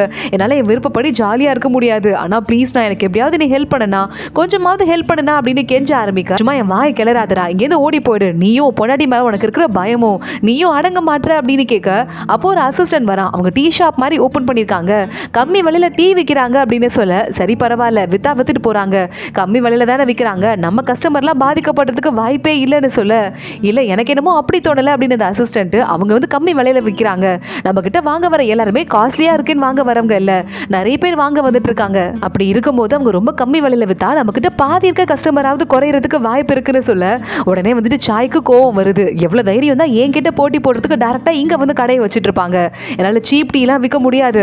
ஆனா நம்ம வீட்டு வாசல் இருக்குல்ல, கடை வாசல், அங்க குட்டி குட்டி டீ கடை போடுங்க, கம்மி விலையில விற்கிறதுக்கு, கம்மியா வாங்கணும்னு ஆசைப்படுறவங்க அங்க வாங்கிப்பாங்க அப்படின்னு சொல்ல, பரவாயில்லையே ஆனா மூளைக்குள்ள எவ்வளவு ஐடியா இருக்கு அப்படின்னு சொல்லிட்டு, ஆனா ப்ளீஸ் எனக்கு ஒரு ஐடியா கொடு அப்படின்னு மறுபடியும் ஹன் கெஞ்ச ஆரம்பிக்கிறான். உங்க அம்மா திரும்ப வராங்கல்ல, அவங்க கிட்ட போயிட்டு கேளு அப்படின்னு சொல்ல, ஆமா இல்ல அம்மாட்ட ஐடியா கேட்டுக்க வேண்டியதான் அப்படின்னு மறுபடியும் ஹன் அடுத்த ஐடியா பண்ணிடுறான். அடுத்த நாள் காலையே ஆகுது. ஹோட்டல் ஸ்டார்ட் பண்ணுமேனு கங்னியோட அம்மா, பொண்ணுங்களா எல்லாம் எந்திரிங்கன்னு காலங்காத்தாலேயே எந்திரிக்க பார்த்தா அவங்களுக்கும் முன்னாடி எல்லா பொண்ணுங்களும் போயிட்டு பிஸியா வேலை பார்க்க ஆரம்பிச்சிடுறாங்க. அத்தனை பேரும் ஆளுக்கு ஒரு வேலையை பார்த்துட்டு இருக்க அவங்க அம்மா ஹாப்பி ஆயிட்டு அவங்களும் சேர்ந்து கலந்துக்கிறாங்க. ஒவ்வொரு வேலையா பார்த்துட்டு சாப்பாடெல்லாம் செய்யறது, ஸ்நாக்ஸ் எல்லாம் செய்யறது, டீக்கு ரெடி பண்றது அப்படின்னு எல்லா வேலையும். ஆனா கடையை ஓபன் பண்ணி உட்கார்ந்ததான் மிச்சம். ஆளுங்களெல்லாம் வேலைக்கு போட்டு கடைக்கு கூப்பிடுறதுக்குலாம் கூட விட்டுருக்காங்க. ஆனா வரவங்க எல்லாம் நேராமே வந்துட்டு பார்த்துட்டு, சாயோட கடையில இன்னும் விலை கம்மியா இருக்குல்ல, சோ அந்த இடத்துக்கு போயிடுறாங்க. அவங்க அம்மாக்கு செம்ம கடுப்பாகுது. இவ்வளோ பெரிய கடை வச்சுட்டு இருக்கான் இந்த ஆளு, சும்மா 5-10 டீ குடிக்கிறவங்க இந்த கடைக்கு வரக்கூடாதா, அதை கூட விட மாட்டேங்கிறான் அப்படின்னு சொல்லிட்டு கத்தி கூப்பிடுப்பா அப்படின்னு சொல்ல, அந்த பையனும் கத்தி கூப்பிட்டு இருக்கான். இங்க சாய் உட்காந்து பார்த்துட்டு இருக்கான். கசப்பா இருக்க டீயை கீழே கொட்டிட, அது காஸ்ட்லி டீ, அது எப்படி கசக்கும் அப்படின்னு அசிஸ்டன்ட் கேட்கறான். கசப்பா இருக்கிறது நான் கிடையாது, அங்க இருக்கிறவங்க மனசு. இப்ப பாரு ஆளுக்கு ஓடி வந்து என்கிட்ட ஹெல்ப் கேட்பாங்க அப்படின்னு சொல்ல, அதே மாதிரி நம்ம காங்னியோட ஃபேமிலியும் ஒட்டு மொத்தமா உள்ள சும்மா உட்காந்துட்டு இருக்காங்க. காங்னி பக்கத்துல இருக்க நிறைய கடையில இருந்து ஸ்நாக்ஸ் எல்லாம் வாங்கிட்டு வந்து சாப்பிட்டு பார்த்துட்டு இருக்கா. நம்ம ஊர் மாதிரி இங்க சாப்பாடு ரொம்ப சுமாரா பிளெயினா இல்ல, ரொம்ப டேஸ்டா இருக்கு. உள்ள வைக்கிற ஸ்டஃபிங்கே ஒவ்வொன்றிலையும் சிக்கன், மட்டன், பீஃப், போர்க் அப்படின்னு விதவிதமா வச்சுட்டு இருக்காங்க. நம்ம ஒரே ஒரு ஃப்ளேவர் வச்சதா எப்படி இங்க ஓடும், அதனாலதான் யாருமே இங்க வாங்க வரல போல, இதெல்லாம் சரிப்பட்டு வராதுன்னு சொல்ல, நான் 6 மாசம் வாடகை வேற அட்வான்ஸா கொடுத்துட்டேன், இல்லைன்னா இப்ப வந்து எப்பயோ கிளம்பி ஓடி இருப்பேன், இப்ப என்னமா பண்றது அப்படின்னு அவங்க அம்மா கேட்டுட்டு இருக்காங்க. அவ்வளோ பெரிய கடை வச்சுட்டு இருக்காரு, கொஞ்சம் கம்மி விலையில டீ விற்காம இருந்தாதான் என்ன அப்படின்னு நீ போய் உன் புருஷன் சொல்லி பேசி பாக்குறியா அப்படின்னு ஃபூகிட்ட கேட்க, நான் வேணா கேட்கிறேம்மா அப்படின்னு ஃபூகி சொல்றா. கங்னி பாக்குறா, அம்மா அதெல்லாம் வேணாம்மா, அவங்களாம் பிசினஸ் பண்றவங்க, நமக்காக பாவ பார்த்து விடுவாங்களா என்ன, யாருமே விட மாட்டாங்க, நம்மளதான் ஏதாவது பண்ணணும். அம்மா ஃபூகிக்கா நீ ஏன் இவ்வளவு சோகமா இருக்கேன்னு கேட்க, ஃபூகி பார்த்துட்டு இருக்கா. அது ஒன்றும் இல்லை, நான் வந்துட்டு ரொம்ப பொறாம பிடிக்கிறேனா அப்படின்னு சொல்லிட்டு, நான் டிவோர்ஸ் பண்ணேன் அப்படின்னா அவ்வளவுதான், நம்ம குடும்பமே பேரு கெட்டு போயிடும், ஏற்கனவே நம்ம குடும்பத்துக்கு ரவுடி பொண்ணுங்கன்னு பேர் இருக்கு, இந்த நேரத்தில் நான் டிவோர்ஸும் பண்ணக்கூடாதுன்னு இருக்கேன். ஆனா அவங்க அப்பா அம்மா, என் புருஷனோட அப்பா அம்மா திருப்பி அவர் வந்து கெஞ்ச ஆரம்பிச்சதுல இருந்து நல்லா அக்கறையான ஒரு பொண்ணா பார்த்து 2வது கல்யாணம் பண்ணி வைக்கிறது முடிவு பண்ணிட்டாங்க. நான் ஒத்துக்க மாட்டேன்னா டிவோர்ஸ் கொடுத்துருவாங்களா அப்படின்னு சொல்ல, அவங்க அம்மா எந்திரிச்சு கத்த ஆரம்பிச்சிடுறாங்க. உடனே வந்து நம்ம கங்னி எந்திரிக்கிறா. நீ வேணா செலக்ஷனை ஆரம்பிக்க சொல்லு, நான் ஒரு ஐடியா வச்சுட்டு இருக்கேன், அதுபடி நம்ம பண்ணோம்னா நீ கிழிச்ச கோட்டவர் தாண்ட மாட்டாரு, அவ்வளவுதான், நீ எந்திரினா எந்திரிப்பாரு, உட்காருனா உட்காருவாருன்னு சொல்ல, அப்படி என்னடி பண்ண போற அப்படின்னு ஃபூகி கேட்கிறா. ஆமா அது மட்டும் இல்லாம அம்மா கடையை வந்து நடத்துறதுக்கும் இன்னொரு வழி இருக்கு, புது ஸ்ட்ராட்டஜி, அது கொண்டு காசு இருக்குமேன்னு கேட்க, இல்ல என்கிட்ட காசு இல்லைன்னு அவங்க அம்மா சொல்றாங்க. கண்டிப்பா உன்கிட்ட இருக்கு அப்படின்னு கங்னி பேச ஆரம்பிக்கிறா. அடுத்த நாள் கடையை க்ளோஸ் பண்ணிடுறாங்க. ஏதோ கடைக்கு மராமத்து வரலாம் பார்க்கறதுக்காக மரம் எல்லாம் வந்துட்டு இருக்கு. இது எல்லாத்தையும் அந்த பக்கமா வர சாய் பாக்குறான். ஏதோ புது பிளான் போட்டுட்டு இருக்காங்க, கஷ்டப்படுறாங்க தெரிஞ்சிருச்சு, ஓடுற நாள் வந்துருச்சு அப்படின்னு சொல்லிக்கிட்டு இருக்கான். கங்னி அதுக்குள்ள ஊருக்குள்ள போயிட்டு எந்தெந்த ஸ்ட்ரீட் என்னென்ன ஷாப் இருக்கு, எது பெஸ்டா இருக்கு அப்படின்னு ஒவ்வொரு கடையும் மனப்பாடம் பண்ணி வச்சுட்டு இருக்கா. சாய் மறுபடியும் வந்துட்டு இப்போ வந்து என்கிட்ட கெஞ்சு வாங்க பாரு, என்கிட்ட ப்ளீஸ் திருப்பி எனக்கு வாய்ப்பு கொடுப்பான்னு கெஞ்சு வாங்க பாரு அப்படின்னு சொல்லிக்கிட்டு இருக்க. அங்க ஆனா ஆளுங்களே வந்த மாதிரி இல்ல, கடை மூடி இருக்கு. அவங்க கடைக்கு பின்னாடி வேற ஒரு டோர் இருக்குங்கிறதால அந்த பக்கமா வந்துட்டு போறாங்களான்னு தெரியல அப்படின்னு அசிஸ்டன்ட் சொல்லிக்கிட்டு இருக்கான். அப்படின்னு பார்த்து ஒரு அசிஸ்டன்ட் வந்து ஹன் அவங்க வீட்டுக்கு வர சொல்லியிருக்காரு. வாழ்வா சாவா பிரச்சனையா அப்படின்னு சொல்ல, மறுபடியும் உனக்கு பிரச்சனையா அப்படின்னு சை கிளம்பி போறான். பார்த்தா சை கூட நம்ம ஹன்னு உட்காந்துட்டு இருக்கான். வீட்டுக்கு போனதும் அங்க வந்து 3 பொண்ணுங்களை கூட்டு வந்து செலக்ட் பண்ண சொல்லிட்டு நம்ம ஃபூகிட்டயே சொல்லியிருக்காங்க, எந்த பொண்ணு உங்க வீட்டுக்கு துணை மனைவியா வேணுமோ செலக்ட் பண்ணிக்கோங்க அப்படின்னு. கூட்டு வந்து என்னமா உனக்கு மியூசிக் வாசிக்க தெரியுமா அப்படி இப்படின்னு சொல்லிட்டு ரொம்ப கூலா ஃபூகி கேட்டுக்கிட்டு இருக்கா. நீ தானே எனக்கு ஒரு துணை மனைவி செலக்ட் பண்ண ஹெல்ப் பண்ணணும் அப்படின்னு நம்ம சாய் கிட்ட சொல்ல, இதுதான் வாழ்வா சாவா பிரச்சனையாடா அப்படின்னு அவன் ஒரு பக்கம் திட்டிக்கிட்டு இருக்கான். ஆமா நான் ப்ளீஸ் எனக்கு ஹெல்ப் பண்ணி, என் பொண்டாட்டியை பார்க்க எனக்கு பயமா இருக்குன்னு சொல்ல, கரெக்டா சாய் பார்த்துட்டான். பின்னாடி ஏதோ ஒரு பொண்ணு மறைஞ்சிட்டு இருக்கிறான்னு நம்ம கங்கனி தான் அங்க நின்னுகிட்டு இருக்கா. டேய் எனக்கு தெரிஞ்சது ஒரு பெரிய ட்ராப்டா அப்படின்னு சொல்ல, இந்த 3 பொண்ணுங்களே எனக்கு பிடிக்கல அப்படின்னு சொல்லிட்டு என் பொண்டாட்டி அளவுக்கு யாரும் அழகா இல்ல அப்படின்னு கொஞ்சம் கத்தியே ஹன்னு சொல்லிட, உடனே பொண்டாட்டி சிரிக்க ஆரம்பிக்கிறா ஃபூஹி. இதுல எனக்கு ஐடியா சொல்றதுக்கு ஒண்ணுமே இல்ல அப்படின்னு சாய் சொல்ல, அண்ணா நீ பயப்படுறியா அப்படின்னு கேட்க, இதுல ஒரு பெரிய ட்ராப் இருக்கு, நீ முடிஞ்சா பொழைச்சுக்கோ இல்லைன்னா எனக்கு வேற வழி தெரியல அப்படின்னு சொல்லிட்டு சாய் அங்கிருந்து கிளம்பி போயிடுறான். எனக்கு தெரிஞ்சு நீ 2வது மனைவி எடுத்துக்காம இருக்குதான் உனக்கு நல்லது அப்படின்னு. சாய் என்னடா இப்படி சொல்லிட்டு போறானேன்னு ஹன்னு பின்னாடியே ஓட, என் புருஷனுக்கு யாரையும் பிடிக்கலையா, இந்த பொண்ணுங்களெல்லாம் வெளியே அனுப்புங்க அப்படின்னு சொல்ல அத்தனை பொண்ணுங்களும் வெளியே ஓடி போயிடுறாங்க. நேரா அங்க நம்ம கங்கனி வந்துடுறா. இப்ப நம்ம அடுத்த கட்டத்துக்கு போறோம்க்கா. பிளானுக்கு எப்படி விரட்டி விட்டோம் பாத்தியா, நல்ல வேலை இந்த சாய் வந்து சொதப்பிடுவானோன்னு நினைச்சேன், கல்யாணம் பண்ணிக்கோன்னு சொல்லிக்கிட்டே இருக்கானேன்னு. நல்ல வேலை அதுக்குள்ள அவனும் சுதாரிச்சுட்டான் அப்படின்னு கங்கனி சிரிக்கிறா. சாய் மறுபடியும் அவன் ஹோட்டலுக்கு வந்துடுறான். பின்னாடியே வேகமா ஹன்னு அண்ணா என்ன பண்றதுன்னா எனக்கு இன்னொரு பொண்டாட்டி வேணுமே அப்படின்னு பின்னாடியே வந்துட்டு இருக்க. அந்த இடத்துல மியூசிக் வாசிக்கிறதுக்கு ஒரு பொண்ணு இருக்கா, புதுசா வந்திருக்கா. யார் இந்த பொண்ணு, இந்த பொண்ணு ரொம்ப அழகா இருக்கா, இவ்வளவு வேணா நான் கல்யாணம் பண்ணிக்கிறேன், போய் யாருன்னு கேட்டு வர சொல்லுங்க அப்படின்னு ஹன்னு வேகமா ஆள் அனுப்ப, ஏன்னா ஒரு பொண்ணை பார்த்தா உடனே உட்காந்துரு, உனக்குலாம் வெக்கமா இல்லையா அப்படின்னு திட்டிட்டே மறுபடியும் வேலையை பார்க்கறதுக்கு போயிடுறான். நம்ம சாய் வேலையை முடிச்சுட்டு வெளியே வர அசிஸ்டன்ட் வந்துடுறான். இன்னைக்கு ஒரு பொண்ணு மியூசிக் வாசிச்சால, அந்த பொண்ணு பக்கத்து ஊர்ல இருந்து வந்திருக்கா, ஏதோ ப்ராப்ளம் ஆயிட்டு இங்க கூட்டு வந்துட்டாங்களான்னு சொல்லிட்டு அந்த பொண்ணை கல்யாணம் பண்ணிக்கிறதுக்கு நாள் கூட ஹன்னு குறிச்சிட்டாரு. 4 நாள்ல கல்யாணமான்னு சொல்ல, எனக்கு ஏதோ உறுத்தலா இருக்கு, பக்கத்து ஊரா இருந்தாலும் பரவாயில்ல, நானே போய் விசாரிச்சுட்டு வரேன் அப்படின்னு ஹன்னு அங்கிருந்து வேகமா கிளம்பி போயிட்டு இருக்கா பக்கத்து ஊருக்கு. இங்க மறுபடியும் நம்ம கங்கனி வந்துட்டு ஸ்நாக்ஸ் எல்லாம் வாங்கி ட்ரை பண்ணி பாக்குறா. இந்த ஸ்நாக்ஸ் எல்லாம் ரொம்ப டேஸ்டா இருக்கு, எனக்கு என்னமோ கான்ஃபிடென்ட்டே வர மாட்டேங்குது, ஆனா இது ரொம்ப கொஞ்சம் விலை கூட இருக்குங்கிறதால டெய்லி வாங்குறவங்க வாங்க மாட்டாங்க, என்னைக்காவது ஒரு நாள் தான் சாப்பிடுவாங்க, இதை பத்தி நம்ம வந்துட்டு டெய்லி வாங்குற மாதிரி ஒரு பிளான் போடணும் அப்படின்னு சொல்லிக்கிட்டு இருக்கா. விலைக்கு கூட வந்துட்டு கொஞ்சம் நல்லெண்ணெய் விலைக்கா வாங்கலாம்ல, எவ்வளவு புகை வருதுன்னு சொல்ல, அந்த அளவுக்கு காசு இல்லை, இதையே அட்ஜஸ்ட் பண்ணிக்கோ அப்படின்னு மத்தவங்க எல்லாம் பேசிட்டு இருக்காங்க. அப்ப கங்கனிட்ட வேலைக்கார பொண்ணு காதுல வந்து ஒரு விஷயத்த சொல்ல, அடுத்து இவ ஒரு விஷயத்த சொல்லிட்டு பின்னாடி ஒரு வழியா போ அப்படின்னு அனுப்பிச்சு வைக்கிறா. அந்த பொண்ணும் அங்கிருந்து கிளம்பி போயிட்டு இருக்கா. 2 நாள் ஆயிடுது. அடுத்த நாள் நேரா சாய் வந்துடுறான். என்னாச்சு, நாளைக்கு தானே இந்த ஹன்னுக்கு கல்யாணம் இருக்குன்னு கேட்டுட்டு நேரா அவங்க வீட்டுக்கு கிளம்பி போக, ஹன் வீட்டு மேனேஜர் வந்துடுறாரு. நாளைக்கு கல்யாணம் இல்லைங்க, இன்னைக்கு தான் கல்யாணம்னு சொல்லிடுறாரு. ரொம்ப பெரிய ஆபத்து, எப்படியாவது நிறுத்தணும்னு சாய் உள்ள ஓடிக்கிட்டு இருக்கான். உள்ள பார்த்தா ஹன்னோட அப்பா அம்மா உட்காந்துட்டு இருக்காங்க, ஹன்னோட ஒய்ஃப் ஃபூஹி உட்காந்துட்டு இருக்கா. அந்த மியூசிக் வாட்சா இல்ல அந்த பொண்ணு வந்து உள்ள நின்னுட்டு இருக்கா. இந்த காஃபியை மட்டும் என் பையனுக்கு கொடுத்துருமா, கொடுத்துட்டா போதும், நீ தான் அவ்வளவுதான் கல்யாணம் முடிஞ்சிருச்சுன்னு அர்த்தம், என் பையனோட துணை மனைவியா மாறிடுவேன் அவங்க அம்மா சொல்லிக்கிட்டு இருக்க. அந்த டான்சர் பொண்ணு திடீர்னு அழ ஆரம்பிச்சிடுறா. சாரிங்க தப்பா எடுத்துக்காதீங்க, நான் பக்கத்து ஊர்ல படிச்ச எழுத தெரிஞ்ச ஒரு பெரிய குடும்பத்துல இருந்து வந்திருக்கேன், அங்க எங்க அப்பா அம்மாக்கு கொஞ்சம் பிரச்சனை வந்ததுமா, என்ன வித்துட்டாங்க திடீர்னு அங்க இருந்து சொந்தக்காரங்க எல்லாம், என்ன வேற வழியே இல்லாம ப்ராஸ்டியூட் ஆக்கிட்டாங்க, எப்படி அங்க வந்து தப்பிப்பே நினைச்சேன், நல்ல வேலையா நீங்க எனக்கு வாழ்க்கை கொடுத்துட்டீங்கன்னு சொல்ல, என்னது நீ என்னவா இருந்த அப்படின்னு அவங்க அம்மா ஒரு பக்கம் ஷாக் ஆயிட்டு இருக்காங்க. ஹன்னோட அப்பா பாக்குறாரு, ஒரு ஆளை கூப்பிட்டு அவங்க கிட்ட நிறைய பெட்டி நிறைய நகை பணம் எல்லாம் இருக்கு, இதை எடுத்துட்டு போமா, உன்னோட அம்மா எங்கேயோ இருக்காங்கன்னு சொல்லல, அவங்கள கண்டுபிடிக்கிறதுக்கு நான் ஐடியா பண்றேன், நீங்க வந்து பெரிய குடும்பத்துல இருந்து வந்திருக்கீங்க, நாங்க வியாபாரி குடும்பம் தான், உங்க குடும்பத்துல நாங்க சம்மந்தம் பேச முடியாது, இதை எடுத்துட்டு நீ வீட்டுக்கு போ, நான் ஆள் அனுப்பி உன்னை தேட வைக்கிறேன் உங்க அம்மாவை அப்படின்னு சொல்ல, என் வாழ்க்கையில வேலை கேத்திட்டீங்க, ரொம்ப தேங்க்ஸ் அப்படின்னு அந்த பொண்ணு காலில் விழுந்துட்டு இருக்கா. அந்த பொண்ணு அங்கிருந்து கிளம்பி, நல்ல வேலை நான் என் வாழ்க்கை இப்படியே முடிஞ்சிருமோ நினைச்சேன், நல்ல வாழ்க்கை கிடைச்சிருக்குன்னு சிரிச்சுட்டே போக, சாய் பார்த்துட்டான். ஆபத்து ஆபத்து அப்படின்னு அங்கிருந்து ஓடி போயிட்டு இருக்கான். உள்ள பார்த்தா ஹன்னோட அப்பா அவங்க அப்பாவை நீ கொண்டு போட்டாலும் கொண்டு போட வேணாண்டா, ஆனா ஒரு தப்பான பொண்ணோட கல்யாணம் பண்ணிக்க இருந்த பாரு, குடும்பத்துக்கு இருக்கிற மானத்தை கெடுக்க இருந்த பாரு, நான் சும்மாவே விட மாட்டேன் அப்படின்னு அடிச்சு கொல்ல போக, ஹன்னு வேகமா போயிட்டு அவன் பொண்டாடி பின்னாடி ஒளிஞ்சுக்கிறான். ஃபூகியும் பார்த்துட்டு, மாமா ப்ளீஸ் அவர் தெரியாம பண்ணிட்டாரு, நான் பொறுப்பெடுத்துக்கிறேன், என்ன மன்னிச்சிருங்க, தண்டனை கொடுக்குறதா எனக்கு கொடுங்க அப்படின்னு கேட்டுட்டு இருக்க. உள்ள சாய் வந்துடுறான். சாய்க்கு பின்னாடி ஹன்னு போய் ஒளிஞ்சுக்கிறான். அங்கிள் கொஞ்சம் யோசிங்க, எதுவா இருந்தாலும் பொறுத்து பார்த்துக்கலாம், இப்பதான் கல்யாணம் நடக்கல, எல்லாம் தெரிஞ்சிருச்சு, அதுவும் உங்க பையன் ரொம்ப சாஃப்டான பையன், யாரோ விரிச்ச வலையில விழுந்துட்டா அப்படின்னு ஃபூகியை லைட்டா முறைச்சு பார்த்துட்டு, ப்ளீஸ் ப்ளீஸ் அடிக்காதீங்க கொண்டுடாதீங்க அப்படின்னு சமாதானப்படுத்துறான்.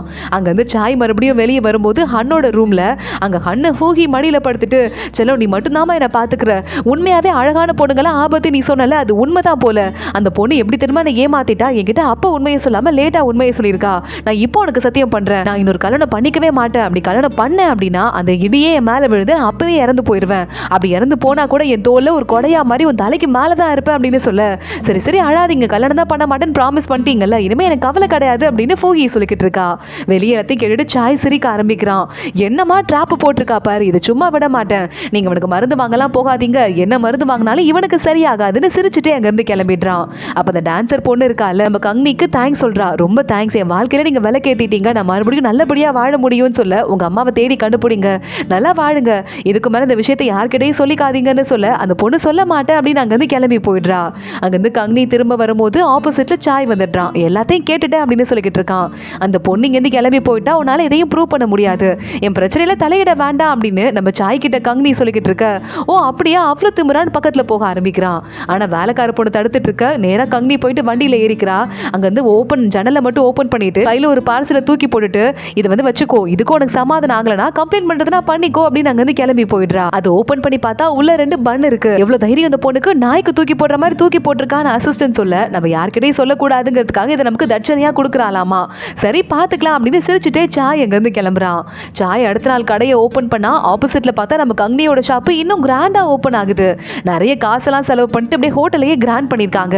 அப்படி என்னதான் ஓபன் பண்ணிருக்காங்கன்னு பார்க்கணும் அப்படின்னு இவன் வெளியே இருந்து பார்த்துட்டு இருக்க.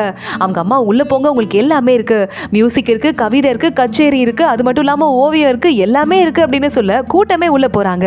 சாயும் பின்னாடி ஹோட்டலுக்குள்ள போயிடுறான். பார்த்தா ரேரான பொருள்லாம் கூட்டு வந்து அங்க வச்சிட்டு இருக்காங்க.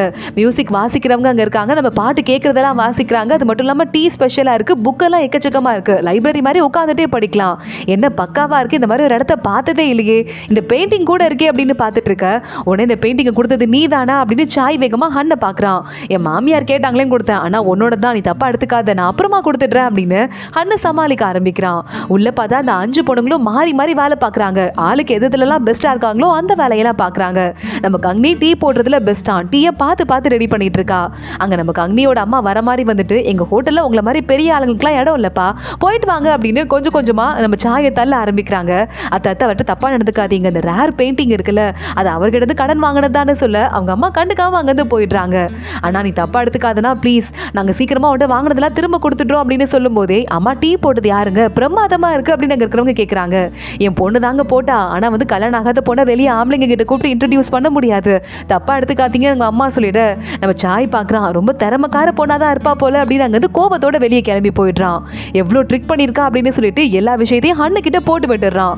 ஹன்னு பாக்குறான், எவ்வளவு தைரியம் தான் என்ன ஏமாத்திருப்பாங்க, அவ்வளவுதான் என் லைஃபே மாட்டிக்கிச்சு, நான் ட்ராப்ல மாட்டிக்கிட்டேன், ஆனா எப்படியாவது பழி வாங்கியே தேரணும், ப்ளீஸ் ஹெல்ப் பண்ணுனா, இனிமேல் உனக்கு தெரியாம எதுவுமே பண்ண மாட்டேன்னு சொல்ல, எனக்கு தெரியாம இனிமே எதுவுமே பண்ணக்கூடாது, உனக்கு பழி வாங்குறதுக்கு நான் ஹெல்ப் பண்றேன், நம்ம மேனேஜரை தானே நீங்க விட்டு வந்திருக்க, அவரை கூட்டு வா, அவங்களுக்கு கொஞ்சம் நஷ்டம் ஆட்டும், அப்பதான் வந்துட்டு என் பெயிண்டிங்க்கு நான் வந்து கொஞ்சம் வாடகை வாங்குற மாதிரி இருக்கும் அப்படின்னு சாய் சிரிக்க ஆரம்பிக்கிறா, ஏமாத்துறதுக்கு பிளான் பண்ணிட்டு. ஸ்டார்டிங்லேயே நம்ம கங்னியோட ஷாப்ல மேனேஜர் இருப்பார்ல, அவர் ஆல்ரெடி நம்ம ஹன்னு சையோட ஆளு தானே, அவர் அங்க ஒருத்தர் கிட்ட இந்த இன்ஸ்ட்ருமெண்ட்டை எங்ககிட்டயே கொடுத்துட்டு போயிருங்க ப்ளீஸ் அப்படின்னு கெஞ்ச ஆரம்பிக்கிறாரு.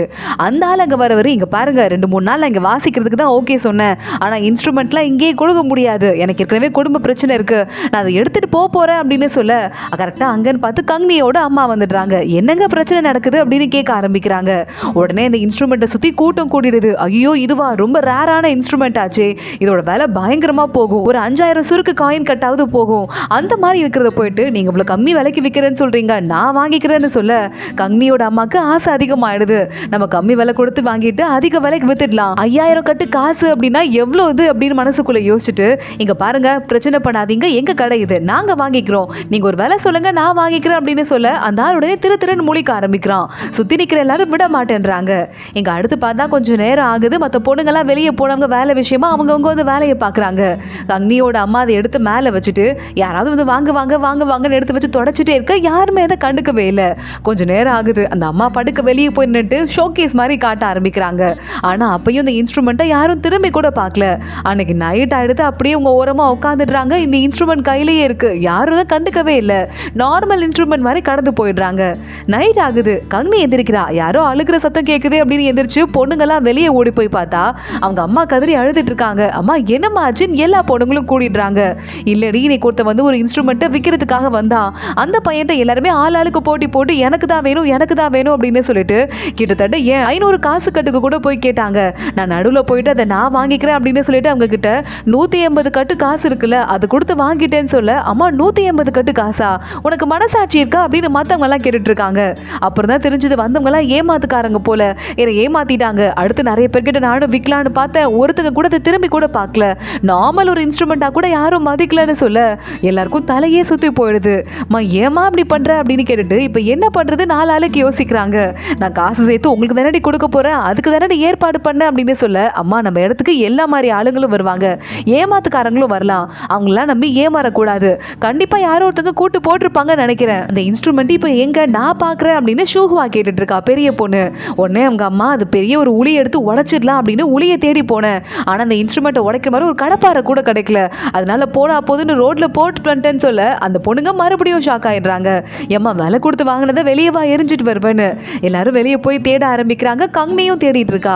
சுத்தி முத்தி தேடிட்டு இருக்கும் போது திடீர்னு மியூசிக் இன்ஸ்ட்ருமெண்ட் வாசிக்கிற சத்தம் கேக்குது. அதுவும் நம்ம சாயோட ஷாப்ல இருந்து. நமக்கு அக்னிக்கு தெரிஞ்சிருது இதுக்கு மேல யாரும் தேட வேண்டாம் அப்படின்னு சொல்லிட்டு இருக்கா. சாய் ரொம்ப சின்சியரா அப்படியே மியூசிக் வாசிச்சுட்டு இருக்க. கங்னி உள்ள போயிட்டு திட்டலாமா அப்படின்னு கூட பக்கத்துல போயிடுறா. வேலைக்கார பொண்ணுங்களும் வராங்க. தேடாதீங்க வாங்க அப்படின்னு போயிட்டு நம்ம கங்னிக்கு தூக்கமே நீ நைட்டு ஃபுல்லா வரல. எப்படி என்ன ஏமாத்திட்டான். டே நான் உன்னை விடவே மாட்டேன்டா சாய், உன்னை வச்சு செய்யறேன் பாரு அப்படின்னு முடிவு பண்றா. அடுத்த நாள் காலையில நம்ம கங்னி அவங்க அம்மா இன்னும் 2 வேலைக்கார பொண்ணுங்க எல்லாம் போயிட்டு அம்மா இன்னைக்கு மட்டும் நீ உங்களை ஏமாத்திட்டேன்னு வச்சுக்க, நம்மள அந்த குடும்பம் ஏமாத்தினதுக்கு பழி வாங்கிடலான்னு சொல்ல கரெக்டா அப்போ ஒரு லேடி கூட திட்டிட்டு இருந்தாங்கல்ல, என்ன பொம்பளை இது ஹை கிளாஸ் மாதிரி பிஹேவ் பண்ணாம ரோட்லயே கத்திட்டு இருக்கா அப்படின்னு. அந்த லேடி தான் நம்ம சாயோட அம்மாவா. சாயோட அம்மா அங்க கோயிலுக்கு கும்பிடுற வர நேரம் பார்த்து நேரா கங்னியோட அம்மா போயிட்டு மண்டி போட்டு பிரார்த்தனை நிறைவேற்றுறாங்க. போன வாரம் தான் கேட்டேன் என் பொண்ணுங்களுக்கு கல்யாணம் ஆகணும்ட்டு. எல்லாருக்கும் கல்யாணம் ஃபிக்ஸ் ஆயிடுச்சு. கடவுளே என் வேண்டுதலை உடனே நிறைவேற்றிட்டேன். நான் செஞ்ச பரிகாரத்துக்காக தான், அதுக்காக உனக்கு நன்றி சொல்ல வந்திருக்கேன் அப்படின்னு மண்டி போட்டு நடக்க ஆரம்பிக்க உடனே சாயோட அம்மா பார்த்துட்டு என்ன பரிகாரம்னு போய் கேட்டு வரியா, நம்ம பையனுக்கும் கல்யாணம் பண்ணணும் அப்படின்னு சொல்லிடுறாங்க. வேலைக்கார லேடி நேரா போயிட்டு நம்ம கங்னியோட வேலைக்கார லேடி கிட்ட அம்மா என்ன பரிகாரங்க பண்ணீங்க அப்படின்னு கேட்டதுக்கு ஒரு சாமியார் ஒருத்தர் வந்தாரு அவர்கிட்ட போயிட்டு அப்படின்னு சொல்லிட்டு இவங்க ஒரு பரிகாரத்தை சொல்றாங்க. அந்த லேடி சாயோட அம்மா கிட்ட போய் சொல்லிக்கிட்டு இருக்க கோவில சாமி கூட கும்பிடாம அந்த சாமியாரை தேடி பல்லக்குல கிளம்பி போயிடுறாங்க. கங்னி பாக்குறா போது வாமா ரொம்ப கஷ்டப்பட்டுட்ட, இதுக்கு மேல எல்லாத்தையும் அவங்க பாத்துக்குவாங்க அப்படின்னு சொல்லிக்கிட்டு இருக்கா. இங்க ஆப்போசிட்ல நம்ம சாய் வந்துட்டு இருக்கான். பல்லக்குல கங்னி வரா. உள்ள உட்காந்துருக்கிறது யாரு, உங்க மேடம் கங்னியா அப்படின்னு சாய் கேட்க கங்னி எட்டி பாக்குறா.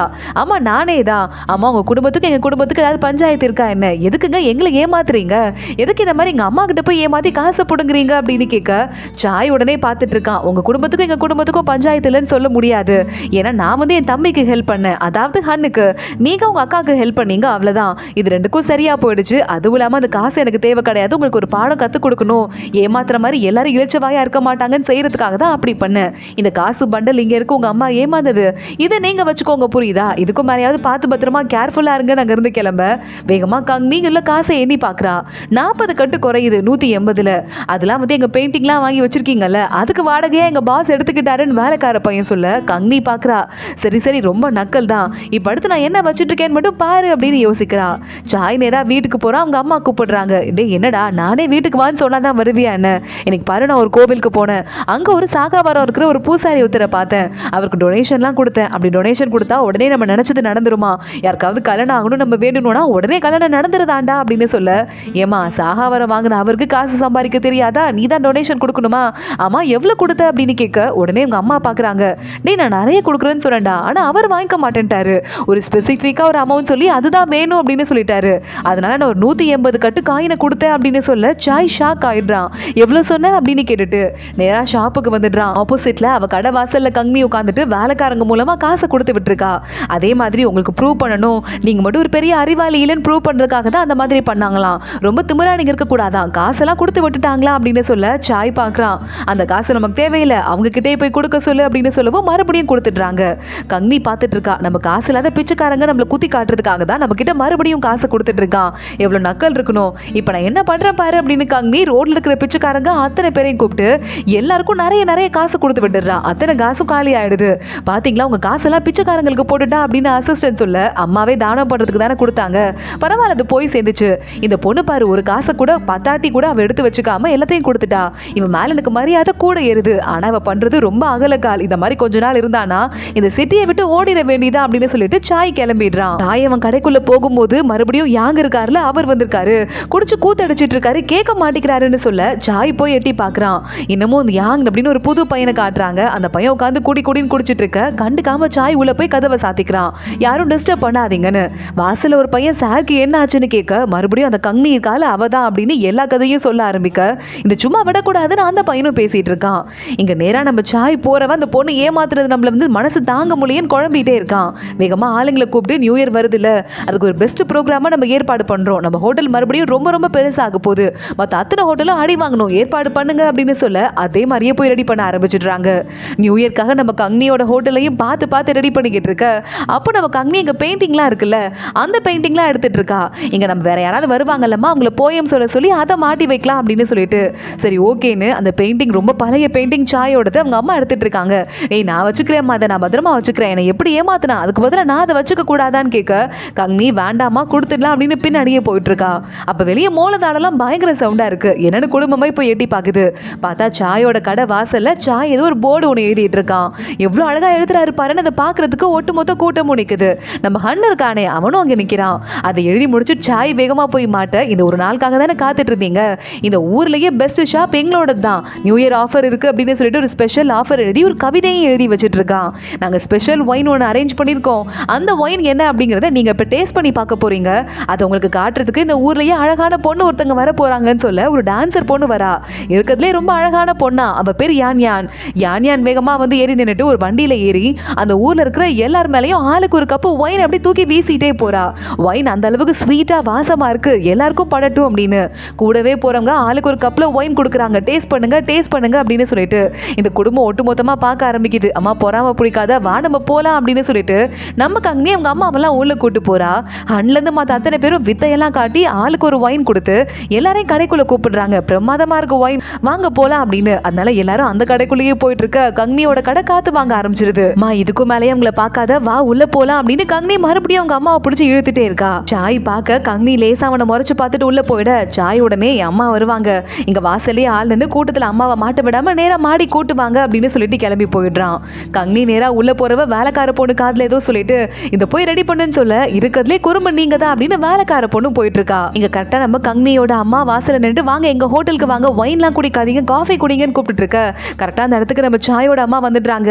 என் காசை ஏமாத்துறவ அப்படின்னு சொல்லிட்டு, அடி பாவி நீ உன் பொண்ணுக்கு கல்யாணம் கூட பண்ணல, இங்க இருந்து வியாபாரம் பண்றவ என்னமா ஏமாத்திருக்க அப்படின்னு சண்டை போட ஆரம்பிக்கிறாங்க. கங்னியோட அம்மா உடனே பெருசா சீனை போட்டு பயங்கரமா ஒரு பிரச்சனை பண்ணிட்டு கையில தொடப்பக்கட்டை எடுத்துட்டு நம்ம சாயோட அம்மாவை இங்க பாருங்க என்கிட்டயே வந்து பிரச்சனை பண்றீங்களா, நான் உங்களை இப்படி அடிச்சேனா அப்படி அடிச்சேனான்னு தொடப்பத்தை கொண்டு போய் பக்கத்துல காட்ட ரொம்ப சாயோட அம்மா ரொம்ப டீசெண்டா வளர்ந்தவங்கல்ல பொத்தனை கீழே விழுந்துடுறாங்க. என் மானமே போயிடுச்சு அப்படின்னு கத்த ஆரம்பிக்கிறாங்க. அங்க சாய் வந்துடுறான். அம்மா என்னமா இங்க நடக்குது அப்படின்னு சண்டையை தடுக்க பாக்குறான். அப்படின்னு பார்த்து இருக்கிற குழப்பத்துல வேகமா நம்ம கங்னி தட்டு தடுமாறி நம்ம சாய் கிட்ட வந்து விழ சாய் அவளை தாங்கி பிடிச்சிடுறான். ரெண்டு பேரும் ஒருத்தங்க ஒரு செகண்ட் பார்த்துட்டு சாரி தப்பா எடுத்துக்காதீங்க அப்படின்னு சொல்லிட்டு அவங்க அம்மாவை கூட்டிட்டு நம்ம சாய் அங்க இருந்து போயிடுறான். உங்க வேலையை பாருங்க அப்படின்னு சொல்லிட்டு மறுபடியும் கங்னி அம்மா கத்த ஆரம்பிக்கிறா. இதெல்லாம் நான் சும்மா விட மாட்டேன் அப்படின்னு இன்னொரு பக்கம் நம்ம கங்னியோட அம்மா கூட்டின கூட்டத்தெல்லாம் இப்ப எப்படி வியாபாரத்துக்கு யூஸ் பண்ற பாரு அப்படின்னு, வாங்க எங்க கடைக்கு வாங்க, இருக்கிறதுலே பெஸ்ட், நாங்க டீ எல்லாம் வச்சுட்டு இருக்கோம், வந்து பாத்தீங்கன்னா மயங்கிடுவீங்க அப்படின்னு ஒரு வழியா கடைக்கு ஆளுங்களை கூப்பிட்டு இருக்காங்க. பிரமாதமா இருக்கே அப்படின்னு வந்தவங்களும் மயங்கிடுறாங்க டேஸ்ட்டை பார்த்துட்டு. நம்ம கங்னி சிரிச்சுட்டு உள்ள போயிட்டே இருக்க இங்க இன்னொரு பக்கம் நம்ம சாயோட அம்மா சாய்ட்ட கத்திட்டு இருக்காங்க. இப்பயே போப்பா, அந்த கடை இருக்கவே கூடாதுங்க, உண்டியலன் பண்ணிட்டு வர போறியா இல்லையா, ப்ளீஸ் பா அப்படின்னு கெஞ்ச ஆரம்பிக்க, அம்மா எனக்கு நியூ இயர், முதல்ல நீங்க உட்காருங்க, எனக்கு உங்க மேல கோபம் வருதுதான், அவங்க டீசெண்டா இல்லாம தான் இருக்காங்க, ஆனா அப்பா இல்லாம நீங்க எவ்வளவு கஷ்டப்பட்டு வளர்த்தீங்கிறது அந்த 5 பொம்பளை பிள்ளைங்களை வச்சுட்டு அவங்க இருக்காங்கல்ல, அதை பார்க்கும்போது எனக்கு ஞாபகம் வருது. அதுவும் இல்லாம அது வேற யாரு நினைச்சிட்டு இருக்கீங்க, ஹன்னோட மாமியார்மா, நம்ம அவங்க கிட்ட இப்படி மோசமா பிஹேவ் பண்ணா ஹன்னு நம்மளை பத்தி என்ன நினைப்பான், அதுவும் அப்பா இல்லாம நீங்க பட்ட கஷ்டம் 5 பொண்ணுங்களை வச்சுட்டு அவங்க படுற கஷ்டமும் எனக்கு கிட்டத்தட்ட ஒரே மாதிரியா இருக்கு. நீங்க படிச்சவங்க உலகம் தெரிஞ்சவங்க பார்த்து இருந்துகிட்டீங்க, ஆனா அந்த லேடி பாவம் ஒன்னும் தெரியாது போலமா அப்படின்னு சொல்லிட்டு சமாளிக்க ஆரம்பிக்க, சரி ஓகே இது நம்மள்ட்ட பவர் இருக்கு, நானும் அதை காட்டிக்க விரும்பல, போனா போது அப்படின்னு சாயோட அம்மா விட்டுடுறாங்க. இங்க நம்ம ஷூஹுவா ஏதோ ஒரு வேலையா வெளியே போயிட்டு இருக்கும் போது அங்க ஒரு பையன் வந்துடுறான். என்னது இது, தடுத்து நிறுத்துறீங்க அப்படின்னு சொல்லிட்டு ஷூஹுவாவோட வேலைக்கார பொண்ணு கத்திட்டு, எங்க ராஜாவுக்கு கேபிட்டல் சிட்டில இருக்கோம், அங்க போய் தடுத்து நிறுத்துறீங்கன்னு கேட்க அந்த பையன், என்னோட அக்காவோட புருஷன் தான் ராஜாவாவே இருக்காரு, தப்பா எடுத்துக்காதீங்க, எங்கிட்டலாம் யாரும் கேஸ் போட முடியாது, இந்த ஓவியம் இருக்கு பாருங்க ஷூஹுவா, இது உங்க ஓவியம் தான் போல, இது எனக்கு பறந்து வந்துச்சு, என் ஃப்ரெண்ட்ஸ் எல்லாம் இந்த மாதிரி இருக்கிற ஒரு பொண்ணை நீ கல்யாணம் பண்ணி காட்டிடுன்னு பெட்டு கட்டியிருக்காங்க, அதனாலதான் உங்களை துணை மனைவியா ஏத்துக்கிறேன், இல்லைன்னா என் கூட சும்மா ஒரு நாள் பழக்குங்க அது போதும், என் கூட இருந்த புண்ணியம் உங்களுக்கு கிடைச்சிட்டு போட்டும் அப்படின்னு சொல்ல உடனே பயந்து போயிடுறா ஷூஹுவா. அங்க தட்டு மாதிரி ஓட ஆரம்பிக்க இவன் பிடிக்கிறதுக்கு போறான் அந்த பையன். இந்த பையன் வேற யாரும் இல்ல, அன்னைக்கு குடிச்சிட்டு இருந்தால யாங் அப்படின்னு சொல்லிட்டு அந்த பையன் தான். அங்க பிச்சைக்கார குழந்தைங்க எல்லாம் இருக்காங்க, எல்லாரும் ஓடி வந்துடுறாங்க. யாரோ அம்பினா வந்திருக்காங்க போல. அந்த யாங்க பிடிச்சிட்டு அவன் ட்ரெஸ் எல்லாம் உருவிட்டு அந்த கேப்ல அதுக்குள்ள ஷூஹுவாவை கூட்டிட்டு நம்ம கடைசி பொண்ணு இருப்பால லீஷா, அவ அவங்க அக்காவை கூட்டு போயிடுறா. சட்டையே இல்லாம யாங்க பாத்துட்டு இருக்கான். உன்னை சும்மா விட மாட்டேன்டி அப்படின்னு கத்த ஆரம்பிக்க, பொடா லூசு அப்படின்னு லீஷா கத்திட்டு அங்கிருந்து ஓடி போயிடுறா. இங்க எல்லாருமே ஒரு வழியா வீட்டுக்கு வந்து சேர்ந்துடுறாங்க. அப்போ எல்லாரும் ஒன்னா உட்காந்துட்டு இருக்கும் போது அந்த இடத்துக்கு அக்கா வந்துடுறா. அதாவது ஃபூஹி இருக்கால கல்யாணம் ஆன பொண்ணு, அந்த பொண்ணு யார்கிட்ட வம்பு வச்சுட்டு இருக்கீங்க, யாங்க கிட்ட வம்பு வச்சுட்டு இருக்கீங்க, யாங்கோட அக்கா வேற யாரும் இல்ல, ராஜாக்கு ரொம்ப ஃபேவரட்டான ஒய்ஃப், ராஜா கூட அந்த பேரரசியை கூட விட்டுருவாரு, ஆனா இந்த ஒய்ஃபை விட மாட்டாரு, அந்த பையன் போய் ஏதாவது சொன்னா நம்ம குடும்பத்துக்கே ஆபத்து வரும், இங்க கிளம்பி போயிடுங்க அப்படின்னு சொல்ல, இல்ல பாத்துக்கலாம் அப்படின்னு சொல்லிட்டு நம்ம கங்னி சொல்லிக்கிட்டு இருக்கா, இதுக்கு மேல ஓடுறது முடியாத காரியம் அப்படின்னு. அடுத்த நாள் காலையிலே ஆகுது. அந்த யாங் உள்ள வந்துடுறான். இது நான் பார்த்தேன், உங்க பொண்ணு என்ன ரொம்ப இன்சல்ட் பண்ணிட்டா, அதே மாதிரி ட்ரெஸ் எல்லாம் எடுக்கும் போது என்னோட முத்து பாக்கெட்டை திருடிட்டாங்க, 1000 முத்துக்கும் மேல இருந்தது, அதுக்கெல்லாம் காசு எவ்வளவு ஆகும்னு தெரியும், தெரியும்ல, ஒழுங்கா அதை கொடுத்துங்கன்னு கேட்க, எங்க தப்பா சொல்லாதீங்க, இந்த பவுச் நீங்க ஹோட்டல்ல விட்டு போயிட்டீங்க போல, இது இங்க இருக்கு, எடுத்துட்டு போங்க அப்படின்னு கங்னியோட அம்மா சொல்லிக்கிட்டு இருக்காங்க. அதெல்லாம் முடியாதுங்க, உங்க பொண்ணை வர சொல்லுங்க அப்படின்னு சொல்ல கங்னி அங்க வரா. நான் தான் அந்த பொண்ணு அப்படின்னு. நீ இல்லையே, நேற்று நான் வேற பொண்ணை பார்த்தேனே அப்படின்னு மறுபடியும் இந்த பையன் கத்த ஆரம்பிச்சுட்டு, சரி ஓகே, உங்களுக்கு வந்துட்டு எனக்கு முத்தை திருப்பி கொடுக்க பிடிக்கல போல, இந்த முத்தையை நீங்களே வச்சுக்கோங்க, உங்களுக்கு சீதனமா நான் கொடுத்துட்டு போறேன், துணை மனைவியா நான் கல்யாணம் பண்ணிக்கிறதுக்கு நீ சீக்கிரம் வரணும், அதுக்கு பதிலாக அந்த பாவடை இருக்குல்ல இதை நான் எடுத்துட்டு போறேன்னு வேலைக்காரி பாயிலிருந்து ஒரு பாவடையை பிடிங்கிட்டு அங்கிருந்து யாங்க கிளம்பி போயிடுறான். அவங்க அம்மா பாக்குறாங்க, என்ன நம்ம பண்ண போறோம் அப்படின்னு. லீஷா வந்துடுறா, நான் போய் அவனை பாத்துக்கிறேன்னு சண்டைக்கு போயிட்டு இருக்கா. நீ வெளியே போக கூடாதுன்னு கங்னி திட்டிட்டு, நம்ம பாத்துக்கலாம், என்னதான் இருந்தாலும் இது ஒரு பெரிய பிரச்சனை தான், யார்கிட்டயாவது ஹெல்ப் கேட்கணும் அப்படின்னு சொல்ல, இங்க அதுக்குள்ள நேரா நம்ம ஹன் இருக்கானே சாய் கிட்ட போயிட்டு, ஆனா நீ தான் ஹெல்ப் பண்ணணும் ப்ளீஸ், அவங்க பாவம் இல்லையா அப்படின்னு கேட்டுட்டு இருக்கான். ஹெல்ப் பண்றதுக்கு போறேன்னு சாய் கிளம்பிடுறான். ஆனா ஒரு செகண்ட் யோசிச்சு பாக்குறான், இருந்தாலும் அந்த பொண்ணு என்கிட்ட ஓவரா சீன் போட்டுட்டா, எங்க அம்மா கிட்ட வேற அவங்க அம்மா பிரச்சனை பண்ணிட்டாங்க, சோ அந்த கங்னி இருக்காளே அவளே என்கிட்ட வந்து பேசணும்னு சொல்ல, அந்த பொண்ணை பார்க்கணும்னு உனக்கு ஆசையா இருந்தா அப்படின்னு ஹன் ஆரம்பிக்கிறான். ஆசையாலாம் இல்ல, ஹெல்ப் பண்ண ஆசைப்படுறான் அவ்வளவுதான் அப்படின்னு சாய் சீன் போட ஆரம்பிக்கிறான். அங்க போய் வேகமா நம்ம கங்னியை கூட்டிட்டு வராங்க. பார்த்து பத்திரமா பேசணும், வாய் விட்டுறாதுன்னு சொல்ல, இப்ப ஹெல்ப் தேடி எப்படி வரப்போறா பாரு அப்படின்னு சாய் நெஞ்ச நிமித்திக்கிட்டு பல்ல கடி நின்னுட்டு இருக்கான். ஆனா அந்த பக்கம் வர கங்னி இவனை கண்டுக்காம அங்க கிராஸ் பண்ணி போயிட சாய் ஷாக் ஆயிடுறான், என்ன நடக்குதுன்னு. பின்னாடி ஹன்னு வந்து இவனை பார்த்து பயந்துட்டு திரு திருன்னு முழிக்க, அதோட தான் இந்த எபிசோட் முடியுது. லாஸ்ட் எபிசோட்ல நம்ம கங்னி அவங்க அம்மாவோட கெஞ்சி கேட்கறதுக்காக வந்துட்டு இருக்கா அப்படின்னு சாய் நின்று பயங்கரமா அசிங்கப்பட்டான். அதோட தான் முடிஞ்சது. இன்னைக்கு இந்த எபிசோட்ல என்ன ஆக போகுது வாங்க பார்க்கலாம். நம்ம கங்னியும் அவங்க அம்மாவும் நேரா இன்னொரு ரூம்குள்ள போயிடுறாங்க. அந்த ரூம்குள்ள பார்த்தா யாங் இருக்கான். அதான் அந்த ராணி கூட என்னோட அக்கா அப்படின்னு சொல்லிட்டு ரொம்ப ஓவரா திமிருத்தனம் பண்ணிட்டு ஸ்கர்ட் எல்லாம் வாங்கிட்டு போயிருந்தால அந்த பையன், என் பொண்ணு மன்னிப்பு கேட்க வந்திருக்கா, தப்பா எடுத்துக்காதீங்க அப்படின்னு கங்னியோட அம்மா சொல்ல, உடனே இந்த பையன் பார்த்துட்டு இருக்கான், அப்படியா திடீர்னு மனசு மாறிட்டீங்களா அப்படின்னு. இல்லங்க, உங்க அளவு என்னன்னு எங்களுக்கு தெரியாது இல்லைங்க, அதனால நாங்க தெரியாம பேசிட்டோம், நீங்க யாருங்கிற உண்மை இப்பதான் எங்களுக்கு தெரிஞ்சது, உங்களை மாதிரி பெரிய ஆளு எங்களை மாதிரி போனா போதுன்னு இருக்க ஒரு ஆளுங்க கிட்ட போய் வந்திருக்கீங்க, அதுவும் கல்யாணம் பண்ணிக்கிறேன் துணை மனைவியா வச்சுக்கிறேன்னு சொல்லியிருக்கீங்க, இதுக்கு மேல என்ன வேணும் அப்படின்னு கங்னி போய் ஒயின் ஊத்தி கொடுமா அப்படின்னு சொல்ல, கங்னி நேரா வேகமா ஒயின் கிளாஸ் எடுக்கிறதுக்கு பக்கத்துல போயிட்டு இருக்கா. எங்க குடும்பம் வந்துட்டு ரொம்ப ஏழை குடும்பம்லாம் இல்லைங்க, நாங்க நல்லா கொஞ்சம் வசதியா தான் இருக்கோம், ரொம்ப வசதியா இருக்க முடியாட்டி கூட உங்களுக்கு அவமானமா இருக்காதுன்னு சொல்ல, உடனே யாங்க பாக்குறான், கவலைப்படாதீங்க, உங்க ஹோட்டல் இனிமே பாத்துக்க வேண்டியது என்னோட பொறுப்பும் தான், என் ஃபேமிலி இருக்கிறதுலே ராஜா அளவுக்கு பணக்காரங்களா இல்லாம இருக்கலாம், ஆனா அதுவும் பெரிய ஃபேமிலி தான், நீங்க கவலைப்படாம இருக்கலாம்னு சொல்ல, நீங்க சொன்னதும் நிம்மதியா இருக்கு அப்படின்னு கங்னியோட அம்மா சொல்லிக்கிட்டு இருக்கா. கங்னி ஒயினை ஊத்தி கொடுக்க யாங்க வாங்கி குடிக்க ஆரம்பிக்கிறான். ஆஹா, என்னமா குடிக்கிறாருன்னு இவர் ஒரு பிட்ட போட, உடனே யாங்க மறுபடியும் அடுத்த கிளாஸ் வாங்கிட்டு இருக்கான். பக்கத்து ரூம்ல உட்காந்துட்டு நம்ம சாய் பார்த்துட்டு இருக்கான், கூடவே ஹன்னு நிக்கிறான். ஆனா என்னடா பண்றதுன்னு கேட்க, டே இந்த கங்னி உண்மையாவே இந்த பையனை கல்யாணம் பண்ணிக்க போறாளா, எனக்கு என்னவோ டவுட்டா இருக்குடா அப்படின்னு சாய் சொல்ல, ஆனா அந்த ஜோடி கண்டிப்பா செட்டே ஆகாது, நீ தான் எப்படியாவது காப்பாத்தணும் அப்படின்னு சொல்லிட்டு ஹன்னு கெஞ்ச ஆரம்பிக்கிறான். மறுபடியும் ஓட்டு கேட்க ஆரம்பிக்கிறான், எனக்கு கொஞ்சம் காத்து வாங்கணும் போல இருக்கு, நான் வெளியே போய் காத்து வாங்கிட்டு வரேன் அப்படின்னு கங்னியோட அம்மா அங்கிருந்து கிளம்பி வெளியே போயிடுறாங்க. நான் இன்னும் கொஞ்சம் ஒயின் ஊத்துறேன் அப்படின்னு கங்னி வேலையை ஆரம்பிக்கிறா. பாருங்களேன், பெரிய லேடியை வெளியே அனுப்பிட்டு சின்ன பொண்ணோட அவன் உள்ள உட்காந்துட்டு இருக்கான் அப்படின்னு ஹன்னு மறுபடியும் சொல்ல, சாய்க்கு வந்து ஆல்ரெடி பொசசிவ்னஸ் எல்லாம் வர ஆரம்பிச்சிருது. அங்கிருந்து ஓடி போய் இவளை காப்பாற்றணும்னு ட்ரை பண்ணிட்டு இருக்கான். ஆனா அவனையே செல்ஃப் கண்ட்ரோல் பண்ணிட்டு பொறுமை பொறுமை அப்படின்னு அமைதியா உட்காந்துட்டு இருக்கான். அப்படின்னு பார்த்து இந்த யாங் இருக்கானே, பரவாயில்ல நீ ரொம்ப நல்ல பொண்ணாயிட்ட, எல்லாத்தையும் புரிஞ்சுக்கிட்ட, எங்க வீட்டுல எனக்கு இன்னும் மனைவி வரல, ஒய்ஃபே வராம நான் செட்டப் ரெடி பண்ணன்னு வச்சுக்கோயேன், எங்க தாத்தா பயங்கரமா கடுப்பாவாருன்னு சொல்ல, இருந்தாலும் பரவாயில்லன்னு என்ன லவ் பண்ணிருக்கீங்களே, உங்களுக்கு வந்து பெரிய குணம் இருக்கு அப்படின்னு நம்ம கங்னி சொல்றா. தலையில ஒரு பூவை வச்சுட்டு என்ன காதல் பரிசா அந்த பூவை வைக்கிறேன் அப்படின்னு விட்ட போட, அவ்வளவுதான் இந்த யாங் அதுக்குள்ள பயங்கரமா போதைக்குள்ளாயிட்டு, நீ இந்த ஸ்கர்ட்டை வந்துட்டு கொண்டு வந்திருக்கேன், உன்ட்டு வாங்கிட்டு போனல அது கொண்டு வந்திருக்கேன், இந்தா வச்சுக்கோ அப்படின்னு கொடுக்க ஆரம்பிக்கிறான். கொடுங்க அப்படின்னு கங்னி வாங்கிட்டு கிளம்ப, உடனே இல்ல முடியாது, இது ஒரு ஆதாரம், இது எப்படி நான் கொடுக்குறது, இதை நான் தான் வச்சுப்பேன், நம்ம 2 பேருக்கும் கல்யாணம் ஆனதுக்கு அப்புறமா இதை நான் வெளியே உன்ட்டு கொடுத்துடுறேன் அப்படின்னு சொல்ல, நீங்க எவ்வளவு பெரிய ஜென்டில்மேன், உங்களுக்கு பாட்டுலாம் எழுத தெரியுமா, போயம் எழுத தெரியுமான்னு கேட்க, என்னை பத்தி உனக்கு தெரியாம போச்சு அப்படின்னு சொல்லிட்டு அந்த யாங் அப்படி போதையிலேயே உளறான். கங்னி அவங்க அம்மாவோட ஸ்கர்ட் தூக்கிட்டு வெளியே போறா. கொஞ்ச நேரத்துக்கு அப்புறமா பின்னாடி அந்த யாங்கையும் கூட்டு போறாங்க. இவங்க 2 பேரும் என்ன பிளான் பண்றாங்க அப்படிங்கிறது நம்ம சாய்க்கு சுத்தமா புரியல. இவ ஒரு பெரிய ஆளு, அது ரொம்ப திமிரு பிடிச்சவ, இன்னொருத்தங்களுக்கு துணை மனைவியா போறதுக்குலாம் வாய்ப்பே கிடையாது, ஏதோ ஒரு பிளான் பண்றா, அவளை ஃபாலோ பண்ணிட்டு போங்க அப்படின்னு நம்ம சாய் சொல்லிக்கிட்டு இருக்கான். அடுத்து அந்த வேலைக்கார பையன், இங்க வாங்க அவங்க எங்க இருக்காங்கன்னு கூட்டு போய் காட்டுறேன் அப்படின்னு சொல்ல, நம்ம சாய் அப்புறம் நம்ம ஹன்னு அப்புறம் இந்த வேலைக்கார பையன் 3 பேருமா போய் நின்னுட்டு இருக்காங்க. அங்க நம்ம கங்னியோட வீட்லயே இன்னொரு பொண்ணு இருக்கா, சீச்சி அப்படின்னு சொல்லிட்டு, அந்த பொண்ணு வெயிட் பண்றா.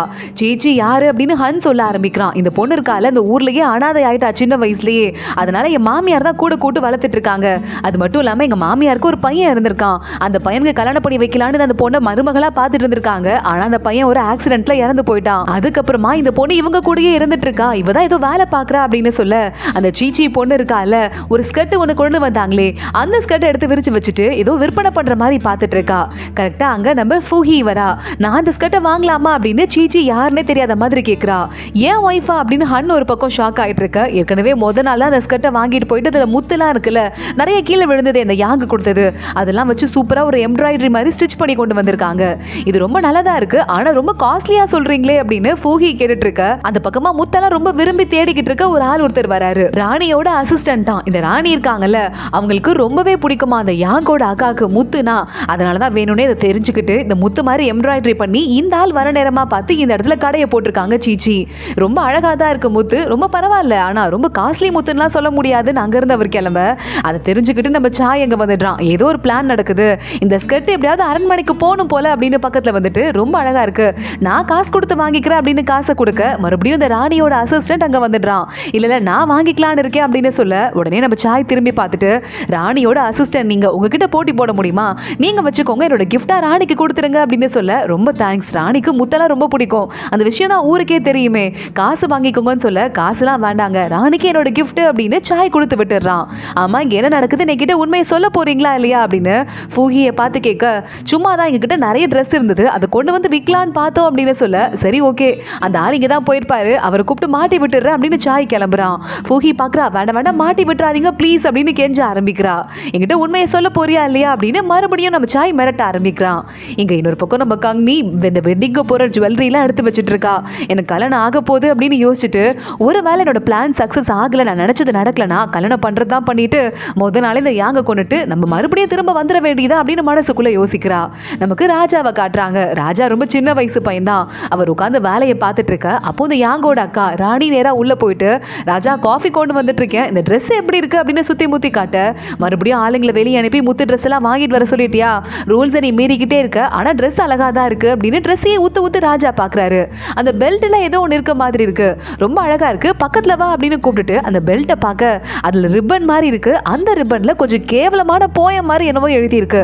ஒரு பொண்ணை வந்து கேவலமா வர்ணிச்சா எப்படி இருக்கும், அதுக்கு எழுதுறது மட்டும் இல்லாம கீழே யாங் அப்படின்னு கை எழுத்தும் போட்டிருக்கு. எவ்வளவு தைரியம் ராஜா கத்த ராணி பாய்ந்து போய் மண்டி போட்டுடுறா. போய் யாங்க கூட்டிட்டு வாங்க அப்படின்னு ராஜா உத்தரவு போட்டுடுறாரு.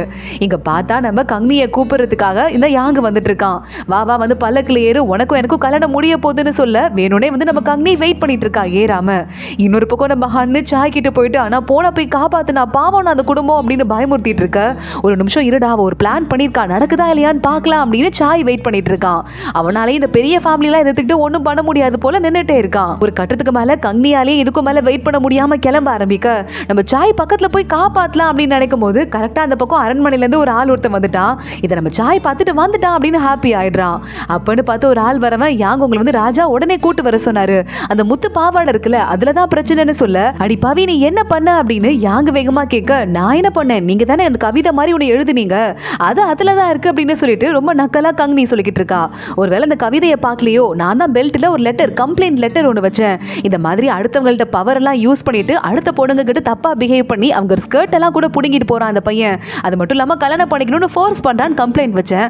ராஜா அதை பார்த்திருப்பாரோன்னு சொல்ல வேகமா அந்த யாங்க அடிக்கிறதுக்கு வரான். தாய் நடுவுல போயிடுறான். யாங்க தள்ளி விட்டுட்டு என்ன பண்ணிட்டு இருக்கீங்க, ராஜா கூப்பிட்டுருக்காருன்னு தெரியுதுல, இங்க இருந்து கிளம்பி போங்க, இல்லைன்னா இதையும் நான் கம்ப்ளைண்ட்ல சேர்த்துக்க வேண்டி வரும் அப்படின்னு மிரட்ட ஆரம்பிக்க இவங்க கிட்ட சண்டை போடுறதுக்கு பயந்துட்டு இதை நான் ஞாபகம் வச்சுக்கிறேன், அடுத்த ஒரு நாள் வச்சு செய்யறேன் அப்படின்னு கத்த ஆரம்பிச்சுட்டு அங்கிருந்து யாங்க கிளம்பி போயிட்டு இருக்கான். மத்த எல்லாரும் பாக்குறாங்க. நல்ல வேலை அப்படின்னு ஆளுக்கு பேசிட்டு இருக்க. கடைசி பொண்ணு லீஷா இருக்காளே அவ சொல்லிட்டு இருக்கா, நானா தான் கல்யாணம் பண்ணி வண்டியில ஏறி இருந்திருப்பேன், அதுக்கப்புறமா அவனை அடிமையாக்கி காலில் வெளில வச்சிருந்திருப்பேன், அக்கா வேஸ்ட் பண்ணிட்டு ஆப்பர்ச்சுனிட்டி அப்படின்னு சொல்ல மத்த எல்லாருமே அங்க கங்னியோட அம்மாலாம் திரும்பி ஹன்னை பாராட்டுறாங்க. நல்ல மருமகன் எனக்கு, நீங்க வந்தனாலதான் எனக்கு எல்லாமே நல்லதா முடிஞ்சது அப்படின்னு. நான் ஒன்றும் பண்ணல என் அண்ணன் தான் அப்படின்னு நாங்கள் சாயை காட்ட சாய்க்கு போனா போதுன்னு ஒரு தேங்க்ஸ் சொல்லிட்டு எல்லாரும் உள்ள போயிடுறாங்க. அன்னைக்கே அப்செட் ஆயிடுது. ஆனா நான் தேங்க்ஸ் சொல்லிக்கிறேன்னு ஒரு பெரிய கும்பிடு போட்டுக்கிட்டு இருக்கான். இங்க அடுத்த நாள் ஆகுது. நம்ம ஃபூஹி கங்னி எல்லாரும் வெளியே வந்துட்டு நல்ல வேலை நினைச்ச மாதிரியே எல்லாம் நடந்துருச்சு, ஆனா பாவோண்டி அந்த சாய் தான் நமக்கு முக்கியமான நேரத்துல ஹெல்ப் பண்ணா, உன்னை காப்பாத்திருக்கலாம், ஆனா உன் கண்ணம் பழுத்திருக்கும் தெரியுமா, விட்டு அரைக்கு, நீ போய் அவன்கிட்ட சாரி கேட்டுட்டு தேங்க்ஸ் சொல்லிட்டு வான்னு சொல்ல சரி சரி போறேன் அப்படின்னு நம்ம கங்னி அங்கிருந்து வந்துடுறா. இங்க ஹன்னு உடனே சாய் கிட்ட உன்னால எனக்கு வந்து நல்ல பேர் தெரியுமா, வீட்டுல என் பொண்டாட்டி என்கிட்ட மரியாதையா பேசுறா, நல்லா பிஹேவ் பண்றா, அண்ணா ரொம்ப ரொம்ப தேங்க்ஸ்ன்னு சொல்ல பக்கத்துல இன்னொருத்தர் இருக்கா பிசினஸ் பார்ட்னரா, நீ எனக்கு தாண்டா தேங்க்ஸ் சொல்லணும் அப்படின்னு சொல்லிட்டு அவன் பேரு லீ. லீ உடனே பொண்ணுங்களெல்லாம் எப்பவுமே கண்ட்ரோல்குள்ள வச்சிருக்கணும்டா, நீ உன் பொண்டாட்டியே கண்ட்ரோல்குள்ளேயே வச்சுக்கல, அதனால நான் தான் ஒரு ஐடியா பண்ணேன். அந்த பையன் யாங்குக்கு ஓவியத்தை பார்த்ததுமே இந்த குடும்பத்து பொண்ணுன்னு எப்படி தெரியும்? நான் தான் அதை பார்த்துட்டு இந்த குடும்பத்து பொண்ணு தான் போயிட்டு முடிஞ்சா பெட்ல ஜெயிச்சு பாரு அப்படின்னு திரும்ப அமுச்சு வச்சேன் அப்படின்னு சொல்ல நம்ம சாய் பார்த்துட்டு ஷாக் ஆயிடுறான். என்னடா சொல்ற அப்படின்னு. கரெக்டா அந்த நேரம்னு பார்த்து நம்ம கங்கி உள்ள வந்துடுறா, எல்லாத்தையும் காதுல வாங்கிட்டு.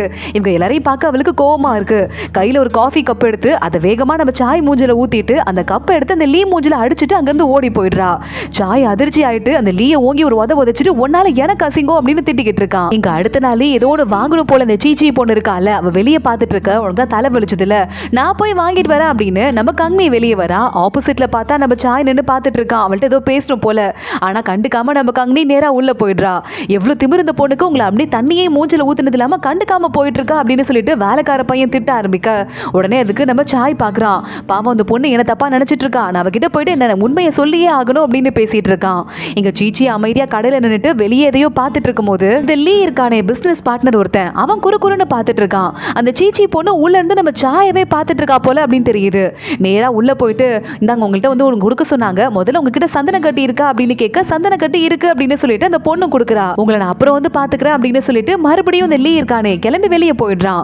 லீ மறுபடியும் சாய் கிட்ட போக சாய் உடனே இனிமே உனக்கும் எனக்கும் பிசினஸ் டீலிங் எதுவும் கிடையாது, இங்க இருந்து வெளியே போ அப்படின்னு சொல்ல தப்பா நான் என்ன பண்ணிட்டேன், எதுக்காக இந்த அளவுக்கு கோபப்படுறீங்க அப்படின்னு லீ கத்த ஆரம்பிக்கிறான். அசிஸ்டன்ட் பார்த்துட்டு கொஞ்சம் வெளியே போங்க சார் அப்படின்னு சொல்ல அந்த இடத்துக்கு ஹன்னு வந்துடுறான். இங்க என்ன நடந்துச்சு, என்ன பிரச்சனை நடந்துட்டு இருக்கு அப்படின்னு கேட்க நீங்க பாருங்க நீங்க ஒயின் சப்ளை பண்ணலனா நாங்க எப்படிங்க எங்க கடையில பிசினஸ் பண்றது அப்படின்னு கேட்க ஹன்னும் கடுப்பாயிடுறான். நீ பண்ண தப்பு தாண்டா, என் பொண்டாடிய நைட் ஃபுல்லா முட்டி போட வச்சிருந்தா, கால்லாம் வலிச்சுது. ஆனா அந்த லீ கெஞ்சினா கூட நீ விடவே விடாத, அவன் கூட பிசினஸ் பார்ட்னர்ஷிப் போட்டுக்காதன்னு சொல்ல உனக்கும் வெக்கம் இல்ல, நீ பண்றதும் தப்பா இருக்கு அப்படின்னு ஹன்னையும் போட்டு சாய் திட்ட ஆரம்பிச்சிடுறான். லீ எவ்வளவோ கெஞ்சி கூட நம்ம சாய் கேட்காம உள்ள போயிட லீ உடனே ஒரு மாதிரி ஷாக் ஆயிட்டு அங்க வந்து கோச்சிட்டு வேகமா வெளியே கிளம்புறான். கொஞ்ச நேரத்துக்கு அப்புறமா லீ மறுபடியும் நம்ம சாய் கிட்ட வந்து சரி ஓகே பிசினஸ் டீலிங் எல்லாம் கூட அப்புறம் பாத்துக்கலாம், உங்க அம்மா கிட்ட ஒரு கோம் பொண்ணு கொடுத்தீங்கல்ல ஒரு சீப்பு, அதுவும் ஜேட்லயே பண்ணது, அது டிசைன் ரொம்ப அழகா இருந்தது, அது ரொம்ப புனிதமானது, ஏன்னா 1000 வருஷம் பழைய ஜேட்ல அது செஞ்சது, எனக்கு அந்த ஜேடு சீப்பை கொடுக்க முடியுமா, என் அம்மா அதே மாதிரி ஒண்ணு வேணும்னு கேட்டாங்க, அதை மாடலா வச்சு நான் செஞ்சுட்டு கொடுத்துட்றேன் அப்படின்னு கெஞ்ச ஆரம்பிக்க சாய் உடனே பார்த்துட்டு போனா போது இவனுக்கு அதை கொடுத்து விடுங்க, ஒரு 4 நாளுக்கு அப்புறம் வாங்கிக்கோங்க அப்படின்னு வெளியே போயிடுறான். அப்பாடா நல்ல வேலை, என் அம்மாக்கு நான் கிஃப்ட் கொடுக்க போறேன் அப்படின்னு அந்த லீ சொல்லிக்கிட்டு இருக்கான். இங்க நம்ம ஷூஹுவாவும் அதே மாதிரி கங்னியும் உட்காந்துட்டு அடுத்து வாசனை பொருள்லாம் ரெடி பண்ணிக்கிட்டு இருக்காங்க. அக்கா நீ செம்ம பிளான் காரிக்கா, நீ சூப்பரா ரெடி பண்ற, என்ன எல்லாரும் அறிவாளின்னு சொல்றாங்க, ஏன்னா அவங்க எல்லாம் ஒன்ன பார்த்தது இல்ல அப்படின்னு கங்னி ஷூஹுவாவை பார்த்து சொல்ல கரெக்டா அப்பன்னு பார்த்து திருன்னு முழிச்சுட்டு இந்த சீச்சி உட்கார்ந்திருக்கா. ஏய் உனக்கு என்னடி ஆச்சு அப்படின்னு கங்னி கேக்குறா.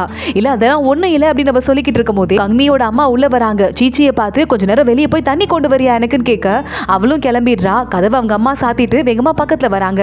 அம்மா சீச்சி நம்ம வீட்டு வேலைக்கார பொண்ணு கிடையாது, அவளை அப்படி ட்ரீட் பண்ணாதீங்க அப்படின்னு நம்ம கங்னி சொல்ல இந்த கிஃப்ட் உங்களுக்கு கொடுக்கலான்னு வந்தேன், என் பொண்ணுங்களுக்கு கொடுக்கணும்னு ஆசைப்பட்டது தப்பா, அவ இங்க வந்தப்ப தலையில பேன் மட்டும் தான் இருந்தது, வேற எதுவும் இல்ல, ஆனா அவளுக்காக எல்லாத்தையும் கொடுத்தது நான் தானே, விட்டா அவளை வந்து கடவுளாக்கி நான் தலையில வச்சு கொஞ்சம் நினைப்பீங்க போலியே அப்படின்னு அவங்க அம்மா திட்ட ஆரம்பிக்க வெளியே சீச்சி நின்றுட்டு இருக்கா. எல்லாமே அவ காதுல கேட்க ஆரம்பிக்குது.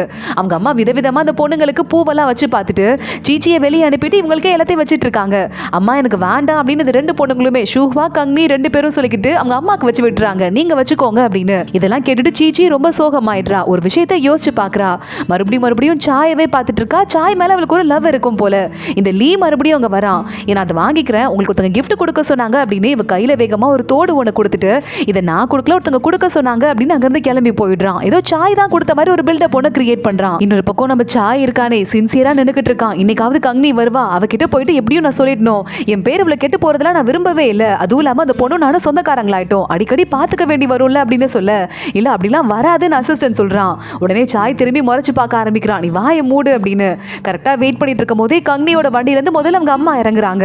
சாய் ஓடி போய் ஒளிஞ்சிட்டு இருக்கான். பின்னாடியே கங்னியும் இறங்குறா. ஏண்டி எந்த மாப்பிள்ள பார்த்தாலும் பிடிக்கலங்கிற அந்த புரோக்கர் அம்மாவே டென்ஷன் ஆயிடுச்சு அப்படின்னு கங்னி அம்மா சொல்ல மா பிடிக்கலம்மா எனக்கு அப்படின்னு நம்ம கங்னியும் சமாளிக்கிறா. என்னது மாப்பிள்ள பார்க்க போனாங்களா, என்ன அநியாயமா இருக்கு அப்படின்னு சாய் ஏதோ இவளுக்கு மாப்பிளையே பார்க்க கூடாதுங்கிற ரேஞ்சில பேசிக்கிட்டு இருக்கான்.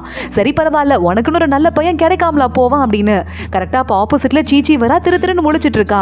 இல்ல நான் சாப்பாடு வாங்க போறேன்னு சொல்ல உடனே கங்னியோட அம்மா அவளுக்கு காசு கொடுக்குறாங்க. அவங்க இருந்து போனதுக்கு அப்புறமா இப்ப பாரு இப்படி வெறுத்து போய் மூஞ்ச வச்சிருக்காடி அப்படின்னு திட்டிக்கிட்டே கங்னியோட அம்மா உள்ள கூட்டு போயிடுறாங்க. அதுக்குள்ள இப்ப மாப்பிள்ள பார்க்க போனால அந்த கோவத்துல சாய் மறுபடியும் உள்ள போயிட்டு அவள மாதிரி ஒரு கேவலமான பிறவி அவகிட்ட எல்லாம் போய் மன்னிப்பு கேட்கணுமா, அது அவளுக்கு ஈகோவை தூண்டி விடுற மாதிரி இருக்கும். நம்ம கடையில இன்னைக்கு ஒரு பப்பெட் ஷோ போடுங்க, அந்த கடைக்கு கூட்டமே போக கூடாது அப்படின்னு சொல்லிட்டு சாய் உத்தரவு போட்டு அங்க இருந்து கிளம்புறான். அன்னைக்கு நைட் ஆகுது. சீச்சி இருக்காளே ரகசியமா அங்க இருந்து கிளம்பி ஏதோ ஒரு வீட்டுக்கு போறா. கையில அந்த ரேர் ஜேடு சீப் இருக்குல்ல அதை வச்சிட்டு இருக்கா. அதை தலையில வச்சுட்டு ஹேர் பின் மாதிரி அலங்காரம் பண்ணிட்டு ஒரு வீட்டுக்கு போயிட்டு கதவை தட்ட டக்குன்னு யாரோ வந்து அவளை உள்ள இழுத்துட்டு போயிடுறாங்க. கண்ட பொருளையும் கொடுத்து இவளை மயக்கி வச்சிட்டு இருக்காங்க போல. இவ்வளவு நமக்கு யாரும் இல்ல அப்படின்னு நம்பி அங்க போயிட்டு இருக்கா. இங்க கங்னி வந்துட்டு அந்த ரூம் கதவை தட்டிக்கிட்டு இருக்க ஷூஹுவா வந்துடுறா. இவ வெளியே போயிருக்கா போல. சீச்சி எங்க போனான்னு தெரியல, என்ன ஆச்சரியன்னு கேட்க, இல்லக்கா இந்த ட்ரெஸ் நான் போடாமலே ரொம்ப நாளா கிடக்கு, அதான் கொடுத்துட்டு போலான்னு வந்தேன் கங்னி சொல்ல, எனக்கு தெரியும் அம்மாக்கு தெரியாம நீ அவளுக்கு ட்ரெஸ் கொடுக்க ஆசைப்படுறேன்னு, என்கிட்டயும் செருப்பு இருக்கு போடாமலே, அதை அவளுக்கு கொடுத்துருன்னு சொல்ல, வேலைக்கார லேடி உங்களுக்கு இதெல்லாம் தேவையா அப்படிங்கிற மாதிரி பார்த்துட்டு இருக்கா. கரெக்டா அப்பன்னு பார்த்து கங்னியோட அம்மா உள்ள வந்துடுறா. வேலைக்கார லேடி நடந்ததெல்லாம் போட்டு கொடுத்துட்டு அங்கிருந்து கிளம்பிட்டு இருக்கா. இங்க சாய் மறுபடியும் உட்காந்துட்டு இருக்கான். நல்லா அவ்வளவு மேக்கப் போட்டுட்டு எங்கேயோ போயிருக்கா. அவளை நான் சும்மா விட மாட்டேன், யாரை பார்க்கறதுக்கு போயிருக்கா, நான் கிளம்பி பார்க்க போறேன்னு சொல்ல, ஒரு பொண்ணு இந்த நேரத்துல போய் பார்க்கறது சரிப்பட்டு வராதுன்னு அசிஸ்டன்ட் சொல்றான். மறுபடியும் வந்து சாய் உட்காந்துக்கிறான். இதை நான் சும்மா விட மாட்டேன், போய் இந்த லீ இருக்கான்ல அவன்கிட்ட போய் என்னோட அதிசய சீப்பை வாங்கிட்டு வா, அது காணா போயிடுச்சுன்னா அம்மா திட்டுவாங்கன்னு சொல்ல, அசிஸ்டன்ட்டும் ஓகேன்னு சொல்லிக்கிட்டு இருக்கான். அன்னைக்கு நைட் ஆகுது. சீச்சி மறுபடியும் ரகசியமா நடுராத்திரி நேரத்துல வீட்டுக்குள்ள வர பார்த்தா அவங்க அம்மா நின்றுட்டு இருக்காங்க. கங்னியோட அம்மா அவளை போட்டு அடி அடின்னு அடிக்க ஆரம்பிச்சிடுறாங்க. சத்தம் கேட்டு கங்னி ஷூஹுவால ஓடி வந்துடுறாங்க. ஏண்டி உன்னை நான் எடுத்து வளர்த்துருக்கவே கூடாதுரி, உன்னை மட்டும் வளர்க்காம இருந்தா அந்த மாதிரி கெட்ட பேர் எனக்கு வந்திருக்குமா, நடுராத்திரியில வெளியே போயிட்டு வர ஆம்பளைய பார்த்துட்டு வர வெக்கமா இல்ல, எந்த பொறுக்கீடு எது அப்படின்னு கண்டபடி கத்திட்டு அவங்க அம்மா கோமா இருக்கிறத பார்த்துட்டு கங்னி இழுத்துட்டு போறா. இவளை காப்பாத்த போய் தான் என் பையன் ஆத்துல முழுகி செத்தான், இவளை கூட்டு வராமலே இருந்திருந்தா என் பையன் இறந்து போயிருக்க மாட்டான்ல, என் பையன் இப்ப கூட தண்ணி ரொம்ப குளிருதுமா என்னை கூட்டு போமா அப்படின்னு கத்துற மாதிரி எனக்கு கனவு வருதுரி அப்படின்னு அவங்க அம்மா அழ ஆரம்பிக்கிறாங்க. கங்னி பாக்குறா, அம்மா ரொம்ப ஃபீல் பண்ணாதமா, பாத்துக்கலாம் அப்படின்னு சொல்லிக்கிட்டு இருக்கா. இல்லடி என் புள்ள வந்துட்டு ஆத்தோட போயிட்டான், பாவம் நம்மள இவங்க மட்டுமா கஷ்டப்படுத்துறாங்க, ஏற்கனவே நம்ம பொண்ணுங்க தான் இருக்கோம்னு சொல்லிட்டு எல்லாருமே சேர்ந்து சொத்தை பறிச்சுட்டாங்க. அதே மாதிரி உன் பெரிய அக்கா ஷூஹுவாவையும் ஒரு வீக்கான ஒரு சாக போற பையனுக்கு கல்யாணம் பண்ணி கொடுக்க சொல்லி ஃபோர்ஸ் பண்ணாங்க. இப்போ நம்ம வாழவே விட மாட்டாங்க போல அப்படின்னு சொல்லிட்டு ஃபீல் பண்ணிக்கிட்டு இருக்க அங்க வேலைக்கார பொண்ணு வரா. அவ சாகிறதுக்கு முடிவு பண்ணிட்டா அப்படின்னு சொல்லிட்டு வேகமா வந்து நம்ம கங்னி உட்காந்துட்டு இருக்கா. சீச்சி பக்கத்திலே கழுத்துல அப்படியே கயிறு மாட்டி இந்த தழும்பெல்லாம் இருக்கு. ஆனா சீச்சி உயிர் பொழைச்சிடுறா. கங்னி அழுதுட்டு இருக்க. சீச்சி சாரி அப்படின்னு சொல்லிட்டு இருக்கா. என் அண்ணனை இழந்ததே என்னால இன்னும் மீற முடியல, அதுக்குள்ள நீயும் இப்படி பண்ணியா அப்படின்னு கங்னி அழுதுட்டு இருக்க. சாரி டி அப்படின்னு சொல்லிட்டு சீச்சி சொல்லிக்கிட்டு இருக்கா. என்ன சாரி போறீன்னு, என் பையன் உயிரை நீ திருப்பி கொடுக்கணும் புரியுதா, அது வரையும் என்னை விட்டு எங்கேயும் போக கூடாது, உன் உயிர் தான் என் பையன் உயிர் புரியுதா, இதெல்லாம் ஒரு சின்ன விஷயம், இப்ப என்ன கற்பு அது இதுன்னு வெட்டித்தனமா பேசிக்கிட்டு பக்கத்து தெரு கடையில வச்சிருக்காங்கல்ல அந்த பொம்பளை 4 தடவை கல்யாணம் பண்ணா நல்லா தானே இருக்கா அப்படின்னு கேட்க சீச்சி பாக்குறா. இல்லம்மா அவன் என்ன எதுவும் பண்ணல, அதுக்குள்ள நான் அவனை பயங்கரமா அடிச்சுட்டு ஓடி வந்துட்டேன், அதான் உண்மை அப்படின்னு சொல்ல சீச்சியை கட்டி பிடிச்சுக்கிறாங்க அவங்க அம்மா. நீ முதல்ல சாப்பிடுன்னு சாப்பாடு ஊட்டி விட்டுட்டு இருக்காங்க. அப்பன்னு பார்த்து வேலைக்கார லேடி வந்து சாய் வந்திருக்காரு, வந்துட்டு அவரோட அந்த ரேர் சீப்பு இருக்காமா, ஜேடு சீப்பு, அதை கேட்கிறாரு அப்படின்னு சொல்ல உடனே கதவை திறந்துட்டு நம்ம கங்னி வெளியே போறா. எதுக்காக வந்திருக்கீங்க, அது உங்க சீப்பு தான் உங்களுக்கு தெரியுமான்னு கேட்க அந்த சீப்பு ரோட்ல விழுந்துருச்சு, அந்த சீப்பு எடுக்கிறதுக்காக நானே வந்திருக்கேன் அப்படின்னு சொல்ல அது உங்க சீப்பு தான் நல்லா தெரியுமா, தோ வர அப்படின்னு அதை கையில கொண்டு வந்துட்டு டக்குன்னு கங்னி அதை கொடுக்கறதுக்கு முன்னாடி எல்லாரும் வேகமா சாயை அரைஞ்சிடுறா. சாய் ஷாக் ஆயிட்டு பார்த்துட்டு இருக்கான். சீப்பை கீழே போட்டு உடச்சு நம்ம பாட்டுக்கு உள்ள போயிடுறா. இங்க என்ன நடக்குது அப்படின்னு சொல்லிட்டு மறுபடியும் சாய் கத்த ஆரம்பிக்க பொண்ணுங்க இருக்கிற இடத்துக்குள்ள வராத, வெளியே போ அப்படின்னு அவங்க அம்மாவும் திட்டிடுறாங்க. சாய்க்கு நடக்கிறது ஒண்ணுமே புரியல, நம்ம சாய் தான் தப்பு பண்ணா அப்படின்னு கங்னி நினைச்சுக்கிட்டு இருக்கா. சாய் என்ன நடந்தது, எதுக்கு வேணா அடிச்சா, எனக்கு வந்து அர்த்தம் சொல்லு அப்படின்னு கேட்டு கத்திக்கிட்டு இருக்க. மறுபடியும் கதவு திறக்குது. கங்னி வந்து நல்ல தண்ணி எடுத்து மூஞ்சில ஊத்தி அவமானப்படுத்திட்டு சரியான பொறுக்கி கேவலவாதி அப்படின்னு மறுபடியும் உள்ள போயிடுறா.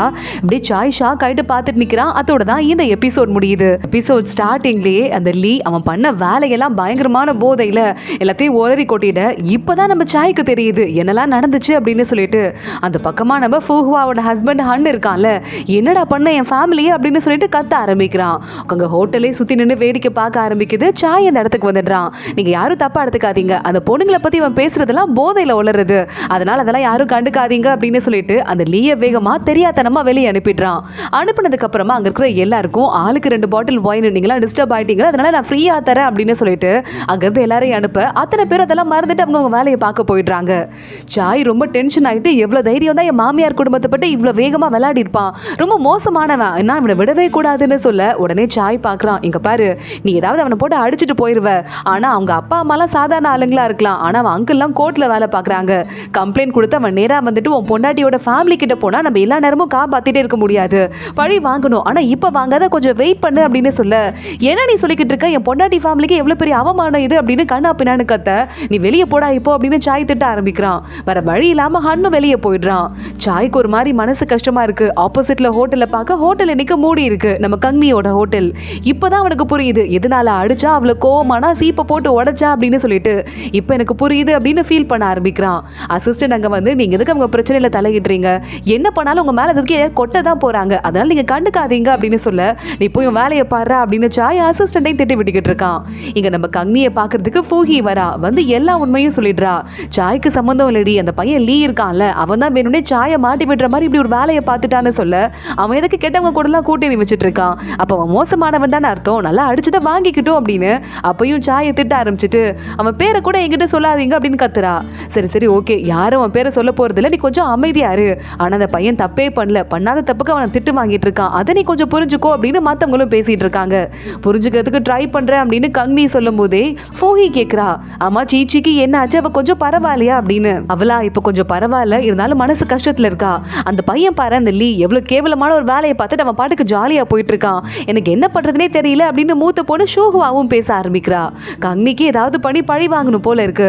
அடுத்த நாள் காலையில நம்ம கங்னி வேகமா வெளியே வந்துட்டு அவ பல்லக்கிலேயே உட்காந்துட்டு ஏதோ ஒரு வேலைக்கார பொண்ணு விட்டு பக்கத்துலயே ஒரு பிச்சைக்கார குழந்தை ஒருத்தி இருக்கா, அந்த குழந்தைகிட்ட போய் இன்ஃபர்மேஷனை சொல்லிட்டு வா அப்படிங்கிற மாதிரி அனுப்புறா. கரெக்டா அப்பன்னு பார்த்தா பின்னாடி நம்ம சாய் வந்துடுறான்.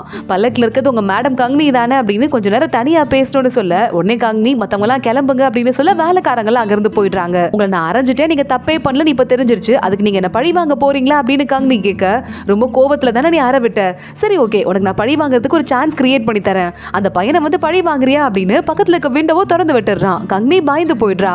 நீங்க அடியும் வாங்கிட்டு பழி வாங்குறதுக்கு ஹெல்ப்பும் பண்ணுவீங்களா, இது நம்புற மாதிரி இல்லையே அப்படின்னு கேட்க, நீ எந்த அளவுக்கு சின்சியரா இருக்கியோ அந்த அளவுக்கு நான் உனக்கு ஹெல்ப் பண்ணுவேன் அப்படின்னு சாய் சொல்றான்.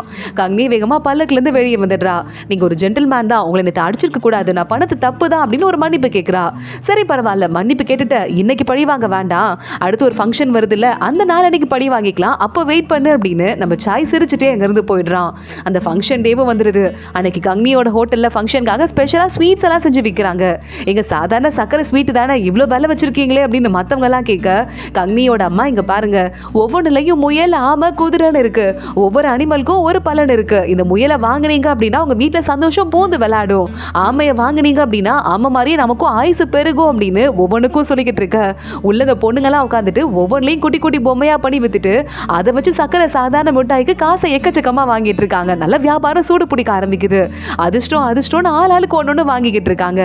இங்க உள்ள குட்டி பொண்ணுங்களா இருப்பாங்கல்ல, லாஸ்ட் பொண்ணுங்க ஹோதியும் நம்ம லீஷாவும், நம்ம வெளியே போயிட்டு வெளியே ஃபங்க்ஷன் நடக்குது, ஊருக்குள்ள மார்க்கெட்லாம் சந்தெல்லாம் போட்டிருக்காங்க, சுத்தி பார்க்கலாமா அப்படின்னு கேட்க, உடனே பெரிய அக்கா பாக்குறா ஷோகுவா, சரி போய் பார்த்துட்டு வாங்க அப்படின்னு சொல்ல அந்த ரெண்டு பொண்ணுங்களும் கிளம்பிடுறாங்க. ஆனா சீச்சி ரொம்ப சோகமாவே உட்காந்துட்டு இருக்கா. அப்போ உடனே ஃபூஹிக்கு மனசு கஷ்டமா இருக்கு. சீச்சிக்கு தான் அந்த ரோஸ்ட்னா ரொம்ப பிடிக்கும்ல, நம்மளாம் வெளியே போயிட்டு சாப்பிட்டுட்டு வரலாம், இன்னைக்கு ஈவினிங் ஆகட்டும் அப்படின்னு சொல்ல, நாளைக்கு ஈவினிங் தான் ஃபங்க்ஷன் அப்படின்னு நம்ம கங்னி சொல்லிட்டு கரெக்டா அப்பன்னு வேலைக்கார பொண்ணு தகவல் சொல்றான். விறுவிறுன்னு கிளம்பி வெளியே ஓடி வந்துடுறா. மத்தவங்கலாம் அவளுக்கு என்ன ஆச்சுன்னு பார்த்துட்டு இருக்காங்க. நம்ம கங்னியும் அதே மாதிரி இந்த வேலைக்கார பொண்ணும் கொஞ்சம் தூரமா இருக்கிற ஒரு இடத்துக்கு வந்துட்டு அங்க இருக்கிற மார்க்கெட்டை சுத்திட்டு இருக்க, அந்த இடத்துல ஒரு கூண்டுக்குள்ள ஒரு குட்டி தங்க பொம்மை மாதிரி ஒன்று வச்சுட்டு இருக்காங்க. நீங்க மட்டும் இந்த விளையாடி ஜெயிச்சிட்டீங்க அப்படின்னா 5 காசுமே தலையா போட்டீங்க அப்படின்னா உங்களுக்கு இந்த பொம்மை சொந்தம் அப்படின்னு அந்த ஆளு சொல்ல, சரி நான் விளையாடுறேன் அப்படின்னு கங்னி விளையாடுறா. முதல் தடவை தோத்து போனாலும் 2வது தடவை வின் பண்ணிடுறா. பொம்மையை எடுத்துக்கிறேன்னு தூக்க ஆரம்பிக்க அந்த கடைக்காரர் பாக்குறாரு. ஜெயிக்க மாட்டீங்கிற நம்பிக்கையில ஆல்ரெடி ஒருத்தர் விளையாடி இந்த பொம்மையை ஜெயிச்சிட்டாரு, அந்த பொம்மையை வச்சு விளையாட வச்சுட்டேன், சாரி உங்களுக்கு கிடையாதுன்னு சொல்ல, என்னையா காமெடி பண்றியா, எனக்கு தான் அப்படின்னு கங்னி கத்த ஆரம்பிக்கிறா. சாய் எங்க வந்துடுறான். மேடம் இது நான் வின் பண்ணதுன்னு சொல்ல, இது என்னோடது அப்படின்னு கங்னி கத்துறா. இதுக்காக வந்திருக்கோங்கிறதையே மறந்துட்டியா, பொம்மையெல்லாம் கண்டுக்காம என் கூட வா அப்படின்னு சொல்ல, உடனே கங்னியும் வர வழியே இல்லாம பின்னாடியே போயிட்டு இருக்கா. அந்த கூண்டுல இருக்கிற அந்த பொம்மையை வச்சுட்டு வேணும்னே நம்ம சாய் முன்னாடி நீட்டி வெறுப்பேத்திட்டு இருக்கான். கங்னி எடுக்க வந்தா திருப்பிடுறான். உடனே முறைச்சு பார்க்க சிரிக்க ஆரம்பிக்கிறான். சாய் பார்க்க நீங்க ரொம்ப அழகா இருப்பீங்கன்னு மட்டும் தான் ஊருக்குள்ள பேசிட்டு இருக்காங்க, ஆனா உனக்கு அதை விட நிறைய திறமை இருக்கு அப்படின்னு சாய் சொல்ல, கங்னி பாக்குறா. ஆனா நான் உங்ககிட்ட பார்த்தேன், நிறைய பணமும் நல்ல குறுக்கு வழியும் மட்டும்தான் இருக்கு, வேற எந்த திறமையும் இல்லைன்னு சொல்ல, சாய் அதையும் கேட்டு சிரிக்கிறான், ஏதோ பாராட்டு வாங்கின மாதிரி. அந்த பக்கம் திரும்பி பாரு அப்படின்னு கங்னியை பார்த்து சொல்ல, அந்த லீ இருக்கான்ல அங்க போயிட்டு இருக்கான். ஒரு பொண்ணு இருக்கா, அந்த பொண்ணு பின்னாடி அப்படியே வலிஞ்சிட்டே போயிட்டு இருக்கான். அந்த பொண்ணு லைட்டா சிரிச்சு திரும்பி பார்த்துட்டு அப்படியே கண்டுக்காத மாதிரி போக அவளையே ஃபாலோ பண்ணிட்டு போயிட்டு இருக்கான். அந்த பொண்ணு ஏற்கனவே கல்யாணம் ஆன பொண்ணு, அவர் பின்னாடியே போய்கிட்டு இருக்கான். இன்னைக்கு கொஞ்ச நாள் அடி வாங்குவான், கொஞ்ச நேரம் வெயிட் பண்ணலாம் அப்படின்னு சாய் அங்க ஒரு ஃபங்க்ஷன் போட்டிருக்காங்க, பப்பெட் ஷோ, பக்கத்துலயே பார்த்துட்டு உட்காந்துடுறான். பக்கத்து டேபிள்லயே கங்னியும் வேலைக்கார பொண்ணு உட்காந்துட்டு 2 பேரும் சாப்பிட ஆரம்பிக்கிறாங்க. ஹலோ சார், இருட்டிடுச்சு, இன்னும் எவ்வளவு நேரம் ஆகும்னு கேட்க, பழி வாங்குறதுக்கு ஆசைப்படலாம், ஆனா பேர் ஆசைப்படக்கூடாது, கொஞ்ச நேரம் பொறுமா, டைம் வரும் அப்படின்னு சொல்ல அந்த லேடி போறா. அது பின்னாடியே லீயும் போயிட்டே இருக்கான். இப்ப டைம் வந்துருச்சு வா அப்படின்னு சொல்லிட்டு எல்லாரும் கிளம்ப ஆரம்பிக்கிறாங்க. நேரா அந்த பொண்ணு கூட சேர்ந்து ஒரு வண்டியில ஏறி இந்த லீ போயிட்டு இருக்கான். அந்த வீட்டுக்கு நேரா அவங்க எல்லாம் கிளம்பி போயிடுறாங்க. அதுக்குள்ள லீ ஒரு பொண்ணு கூட்டு போறால, இப்ப ஆரம்பிக்கடா அப்படின்னு சொல்ல, ஒளிஞ்சிருக்கிறவங்க வேகமா அவன் மேல ஒரு துணி எடுத்து போத்தி விட்டுட்டு அவன் ஒரு மூட்டை மாதிரி கட்ட ஆரம்பிக்க, அந்த லேடியோட புருஷன் அங்க இருந்துட்டு இருக்கான். எல்லாமே ஒரு ஆக்டிங் தானே, இவ்வளவு தைரியம் தான் எனக்கு பின்னாடி ஒரு ஆம்பளை சாயை கூட்டிட்டு வருவ எனக்கு தெரியாம அப்படின்னு பழி வாங்குறதா நினைச்சிட்டு இந்த பையனை போட்டு அதாவது லேய போட்டு அடி அடின்னு அடிக்க ஆரம்பிக்கிறாங்க. அப்போ கங்னியும் சாயும் உள்ள வராங்க. கங்னி கையில கட்டையை கொடுத்து நீ 4 சாத்து சாத்து அப்படின்னு நம்ம சாய் சொல்ல கங்னி இதுதான் சாக்கு அப்படின்னு சொல்லிட்டு நல்லா அடி அடின்னு அடிக்க ஆரம்பிக்கிறா. சாயை பயந்துடுறான். போதுமா நிறுத்து அப்படின்னு கட்டையை வாங்கிட்டு காலை உடைச்சிருங்க அங்க இருக்கவங்க கிட்ட சிக்னல் கொடுத்துட்டு அங்கிருந்து சாய் வெளியே வந்துடுறான். கங்னியோட வீட்டுக்கிட்ட போனதுக்கு அப்புறமா நம்ம சாயை திரும்பி பார்த்து மாட்டிக்க மாட்டோம்லன்னு கேட்க இன்னொரு பொண்டாட்டியை தப்பா நடந்துகிட்டு அந்த புருஷன் கிட்ட அடி வாங்கியிருக்கான். இதை பத்தி அவன் வெளியே கம்ப்ளைண்ட்டும் கொடுக்க முடியாது, ரொம்ப அசிங்கமா போயிடும். அதனால இதை பத்தி பேச மாட்டான். அது ரொம்ப நாள் ஆயிடுச்சுங்கிறதால நம்ம பழி வாங்கணுங்கிறதுக்கு எந்த ஆதாரமும் கிடையாது, புரியுதான்னு சொல்ல இந்த பிளானை கேட்கும் போது எங்கேயோ பார்த்த மாதிரியே இருக்கு அப்படின்னு கங்னி சொல்றா. எல்லாம் உன் பிளான் மாதிரியே வரணும் அப்படின்னு நான் தான் திட்டம் போட்டு இப்படி பண்ண நல்லா இருக்கா அப்படின்னு கேட்க நம்ம கங்னி சிரிச்சுட்டு கிளம்புற அப்படின்னு உள்ள போறா. அதுக்குள்ள அந்த தங்க பொம்மையை எடுத்து நம்ம சாய் காட்டி இது உனக்குன்னு சொல்ல நிஜமாவா அப்படின்னு கங்னி ஷாக் ஆயிடுறா. திருவிழாக்கு போயிட்டு இவ்வளவு நேரத்துக்கு அப்புறமா வெறும் கையோட வந்தா டவுட் பட மாட்டாங்களா அப்படின்னு சாய் சிரிச்சுட்டே கேட்கறான். கங்னி வெக்கப்பட்டுட்டு சிரிச்சுக்கிட்டே வேகமா உள்ள வந்துட்டு இருக்க வேலைக்கார பொண்ணே பாக்குறா என்னவோ நடக்குது அப்படின்னு டோரை க்ளோஸ் பண்ணிக்கிட்டு இருக்கா. சாய் முகம் தெரியலையே அப்படின்னு எட்டி எட்டி பார்த்து நம்ம கங்னியை பார்த்துட்டு இருக்க நம்ம சாயோட அசிஸ்டன்ட்டும் சிரிக்க ஆரம்பிக்கிறான். சிரிச்சது போதும் வாடா போலாம் அப்படின்னு சாய் அவன் அங்கிருந்து கூட்டிட்டு போயிடுறான். அடுத்த நாள் காலையில இன்னைக்கும் ஃபங்க்ஷன் இருக்குல்ல, நம்ம சீச்சி உட்காந்து அழுதுட்டே வேலை பார்த்துட்டு இருக்கா. கங்னி பாக்குறா போதும் அழுதுது, உனக்கு வாத்து ரோஸ்ட் தானே பிடிக்கும், இன்னைக்கு தான் அந்த கடை போடுவாங்க, இன்னைக்கு நம்ம போலாம் அப்படின்னு சொல்லிட்டு அந்த தங்க பொம்மைக்கு ட்ரெஸ் ஒன்று தச்சுட்டு இருக்கா. அந்த இடத்துக்கு லீஷா அக்கா இது எனக்கு கூட அப்படின்னு வாங்கிக்க, இல்ல இது நான் ஃபூஹி அக்காக்காக வச்சுட்டு இருக்கேன் அப்படின்னு நம்ம கங்னி ஒரு போய் சொல்லிடுறா. ஃபூஹி இல்ல நினைச்சிட்டு ஃபூஹி வந்துடுறா. நான் தான் வந்துட்டேனே எனக்கு கொடு அப்படின்னு கேட்க கங்னி கொடுக்கவே மனசு வராம நிக்க சரி ஓகே உனக்கு கொடுக்கவே மனசு வரலன்னு தெரியுது, பரவாயில்ல நீயே வச்சுக்கோ, அடுத்த தடவை எனக்கு இதுல ஒரு மண் பொம்மை மட்டும் வாங்கி கொடுத்தா போதும் அப்படின்னு நம்ம ஃபூஹி சொல்லிக்கிட்டு இருக்கா. சீச்சி மறுபடியும் அழ ஆரம்பிக்க இவ ஒருத்தி அழுதுட்டே இருக்கா. போதும் அப்படின்னு சொல்ல கங்னி பாக்குறா அந்த லீ இருக்கான்ல அவனை யாரோ ஏதோ பொம்பளை பின்னாடி போயிருக்கான் கல்யாண பொண்ணு பின்னாடி, அவன் காலை உடச்சு உட்கார வச்சிட்டாங்களாம், அதனால ஊரை விட்டு அசிங்கப்பட்டுட்டு ஓடி போயிட்டானா அப்படின்னு சொல்ல இப்பதான் கொஞ்சம் கொஞ்சமா நம்ம பாவமா சீச்சிக்கு சாப்பிடுறதுக்கே மூடு வருது. அழுதுட்டே சாப்பிட ஆரம்பிக்கிறா.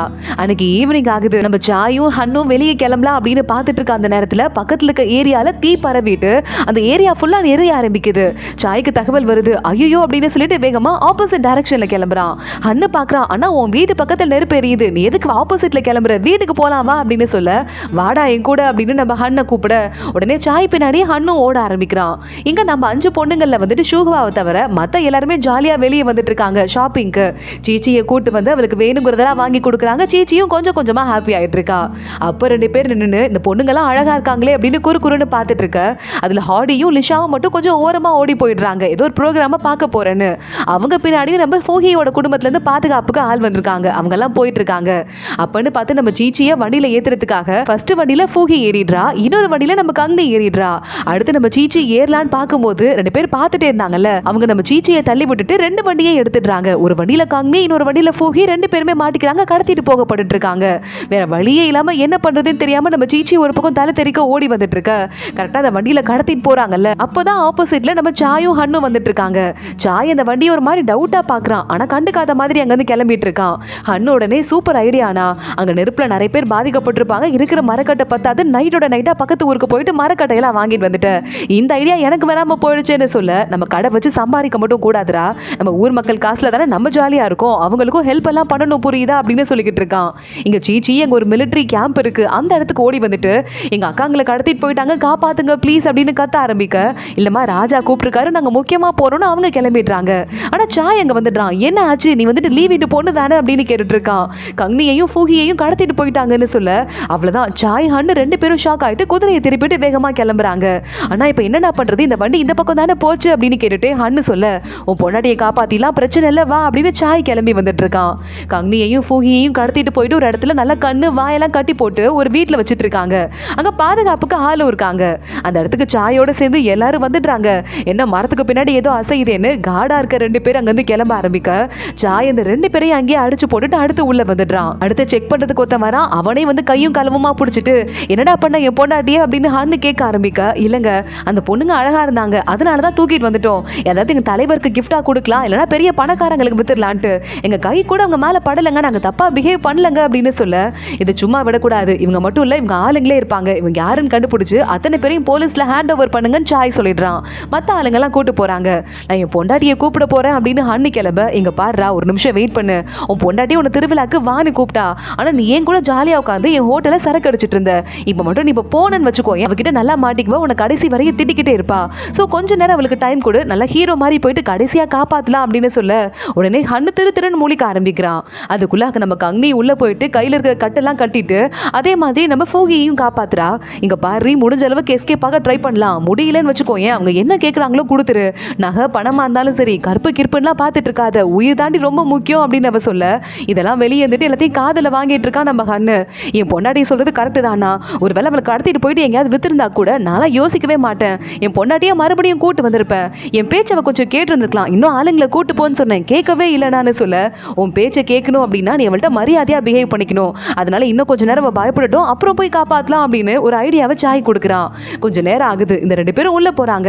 கடத்தல்காரன் மாதிரியே அப்படியே ஒரு வேஷத்தை போட்டு இந்த 2 பொண்ணுங்களையும் நம்ம காசுக்கு வித்துடலாம், நீ ஒரு டைரக்ஷன்ல போ அப்படின்னு சொல்லிட்டு வேகமா நம்ம கங்னியை மட்டும் கூட்டிட்டு சாய் அங்கிருந்து கிளம்பிடுறான். கங்னியை ஒரு குதிரையில வச்சு அவன் பாட்டுக்கு கடத்திட்டு போயிட்டு இருக்க கங்னி பார்த்துட்டே இருக்கா. கொஞ்சம் தூரத்துக்கு அப்புறமா சாய் வாயை கழட்டி விட்டுடுறான். ப்ளீஸுங்க என்னை விட்டுருங்க, எனக்கு காசுக்கு தானே விற்க போறீங்க, என்னை கூட்டு போங்க, நான் ஒரு இடத்துல ஒளிய வச்சுட்டு இருக்கேன், நிறைய காசு நான் தரேன் அப்படின்னு கங்னி சொல்லிக்கிட்டு இருக்கா. ஓ அப்படியா அப்படின்னு சாய் கேட்க, ஆமா என் வீட்டு பக்கத்துல ஒருத்தர் இருக்கான், பெரிய கடை வச்சுட்டு இருக்கான் சாய் அப்படின்னு சொல்லிட்டு சரியான திமிரு பிடிச்சவன், அவங்க கிட்ட வந்துட்டு ஒரு தடவை பல்கா மாட்டி ஏமாந்தான், அந்த காசை கூட நான் ஒளிய வச்சிருக்கேன், அதையும் உங்ககிட்ட கொடுத்துட்றேன் அப்படின்னு சொல்லிட்டு நான் ஏங்க உங்ககிட்ட போய் சொல்ல போறேன், எங்க ஒளிய வச்சிருக்கேன்னு சொல்றேன், பக்கத்துல வாங்க அப்படின்னு கூப்பிட சாய் பக்கத்துல போறான். டக்குன்னு சாய் மேலே இவ குதிரையில இருந்து கீழே விழுந்து கையில ஒரு ஹேர் பின் வச்சிட்டு இருக்கா. அதை எடுத்து குத்துற மாதிரி போக நம்ம சாய் சிரிச்சுட்டே தடுத்து நிறுத்திட்டு கங்னி இது நான் தான் அப்படின்னு சொல்ல கங்னி கண்ணை கலட்டிட்டு பார்த்துட்டு இருக்கா. வேகமா ஏஞ்சிட்றா, என்னடா இது இப்படி ஒரு போஸ்ட்ல படுத்துட்டு இருக்கோமேனு. சாய் பார்த்துட்டு மேடம்க்கு அவ்வளோ கோவமா அப்படின்னு கேட்டுட்டு உனக்கு இருந்தால் லைட்டாக டவுட் வந்துருச்சு போல அப்படின்னு சொல்ல, ஆமா இந்த கடத்தல்கார இல்லைன்னு மட்டும் தெரிஞ்சுது, எந்த கடத்தல்கார இப்படி ஒரு காஸ்ட்லி பர்ஃப்யூம் போட்டிருக்க போறான் அப்படின்னு கங்னி சொல்லிக்கிட்டு இருக்கா. நீ பெரிய அறிவாளி தான், வீட்டுக்கு போலாம் வா அப்படின்னு சொல்லிட்டு கங்னியை அப்படியே ஒரே தூக்கி குதிரையில ஏற்றி விட்டுறான். சாய் அப்படியே அவ கூடயே குதிரை கூடி நடந்து போயிட்டு இருக்கான். சாயை கங்னிக்கு கொஞ்சம் கொஞ்சமா ரொம்ப பிடிச்சிருச்சு, ரொம்பவே அழகா பாசமா பாத்துக்கிறான் அப்படின்னு வேற நினைச்சிட்டு இருக்கா. போனதுக்கு அப்புறமா அங்க ஆளுங்க டெலிவரி கொடுக்குற வேலையிலலாம் இருக்காங்க. ஆஹா ஒரு பையன் கூட இப்படி போறத தப்பா எடுத்துப்பாங்களோ அப்படின்னு கங்னி யோசிக்க சாய் ஒரு மின்னல் வேகத்துல குதிரையில அவனும் ஏறிட்டு கையில ஒரு கோட்டு வச்சிட்டு இருக்கான். அதை கங்னி மேல போட்டு விட்டு முகத்தை மறைச்சிடுறான். அவங்க எல்லாம் பார்த்துட்டு சாய் சார் நீங்களா, எங்க கடைக்கெல்லாம் வாங்கல அப்படின்னு கூப்பிட, நான் போயிட்டு வரேங்க எனக்கு முக்கியமான வேலை இருக்கு அப்படின்னு நம்ம சாய் கங்னியோட முகத்தையே காட்டாம அங்கிருந்து கிளம்பிடுறான். கங்னிக்கு ஹாப்பியா இருக்கு, திரும்பி திரும்பி பார்த்துட்டு இருக்கா. ஒரு கட்டத்துல கங்னி வீட்டு பக்கத்துக்கு வந்துடுறா. நான் கிளம்புறேன் உள்ள போறேன் அப்படின்னு கங்னி சொல்லிக்கிட்டு இருக்க உடனே நம்ம சாய் கூப்பிடுறான். நீ தப்பா எடுத்துக்காத, உடனே நான் மோசமா பிஹேவ் பண்ணணும்லாம் பண்ணல, உன் கூட கொஞ்ச நேரம் டைம் ஸ்பெண்ட் பண்ணணும்னு தோணுச்சு அவ்வளவுதான் அப்படின்னு சொல்ல கங்னி ஒரு மாதிரி ஷாக் ஆயிடுறா. வேகமா திரும்பி பார்க்க நம்ம சாயும் அவளை பார்த்து திரும்பி பார்த்து சிரிச்சுட்டு ஹாப்பியா அங்கிருந்து கிளம்பி போயிட்டு இருக்கான். உள்ள பார்த்தா அவங்க அம்மா அந்த 2 பொண்ணுங்களையும் அடி அடி நடிக்கிறாங்க. என் பொண்ணுங்களை எதுக்கடி விட்டு வந்தீங்க, உங்க 2 பேரையும் கொன்னுன்ற அப்படின்னு சொல்லிட்டு கரெக்டா அப்பன்னு பார்த்து கங்னி உள்ள போயிட்டு இருக்க, அம்மா ஒண்ணுமே இல்லம்மா நான் வந்துட்டேன் கவலைப்படாதீங்க, அக்காவையும் காப்பாத்தியாச்சுமா அப்படின்னு அவ சொல்ல ஆரம்பிக்கிறா. இங்க பார்த்தா அடுத்த நாள் காலையில வரைய பாவமான ஃபூகி மூட்டைக்குள்ளேயே இருந்துட்டு இருக்கா. இங்க இந்த வெளியே ஹன் இருக்கானே அவங்க ஆளுங்க கூடயே சண்டை போடுற மாதிரி போட்டுட்டு டே என்ன ஓங்கி ஒரு அடி அடிங்க அப்படின்னு சொல்ல கண்ணுலயே ஒண்ணு விடுறாங்க. இவனும் நல்லா மண்ணுல எல்லாம் படுத்து உருண்டுட்டு அழுக்கு சட்டையோட நேரா கிளம்பி உள்ள போயிடுறான். சரி நான் வந்துட்டேன் உன்னை காப்பாத்துன்னு சொல்ல இவ்வளவு லேட்டா ஏன் வந்த அப்படின்னு வேகமா நம்ம ஃபூகி ஹன்னை கட்டி பிடிச்சிட்டு அழ ஆரம்பிக்கிறா. இப்பயாவது வந்தியே அப்படின்னு ஹன்னு லேசா சிரிக்க ஆரம்பிக்கிறான். அதோட தான் இந்த எபிசோட் முடியுது. அடுத்தடுத்து என்ன ஆக போது தொடர்ந்து பார்க்கலாம். இந்த வீடியோவை லைக் பண்ணிக்கோங்க, மறக்காம நம்ம சேனலுக்கு சப்ஸ்கிரைப் பண்ணிட்டு பெல் ஐக்கனையும் கிளிக் பண்ணிக்கோங்க. அடுத்த வீடியோல பார்க்கலாம். அது வரைய பாய். இந்த பார்ட் ரொம்பவே பிடிச்சிருக்கும் அப்படின்னு நினைக்கிறேன். அடுத்த பார்ட்டும் தொடர்ந்து வரப்போகுது. ஸோ மிஸ் பண்ணாம அதையும் பாருங்க. நம்ம சேனலை இப்பவே சப்ஸ்கிரைப் பண்ணி பெல் ஐக்கனையும் கிளிக் பண்ணிக்க, அப்பதான் அடுத்தடுத்த நோட்டிபிகேஷன் தொடர்ந்து உங்களுக்கு வரும். அடுத்த வீடியோல பார்க்கலாம். அது வரைய பாய்.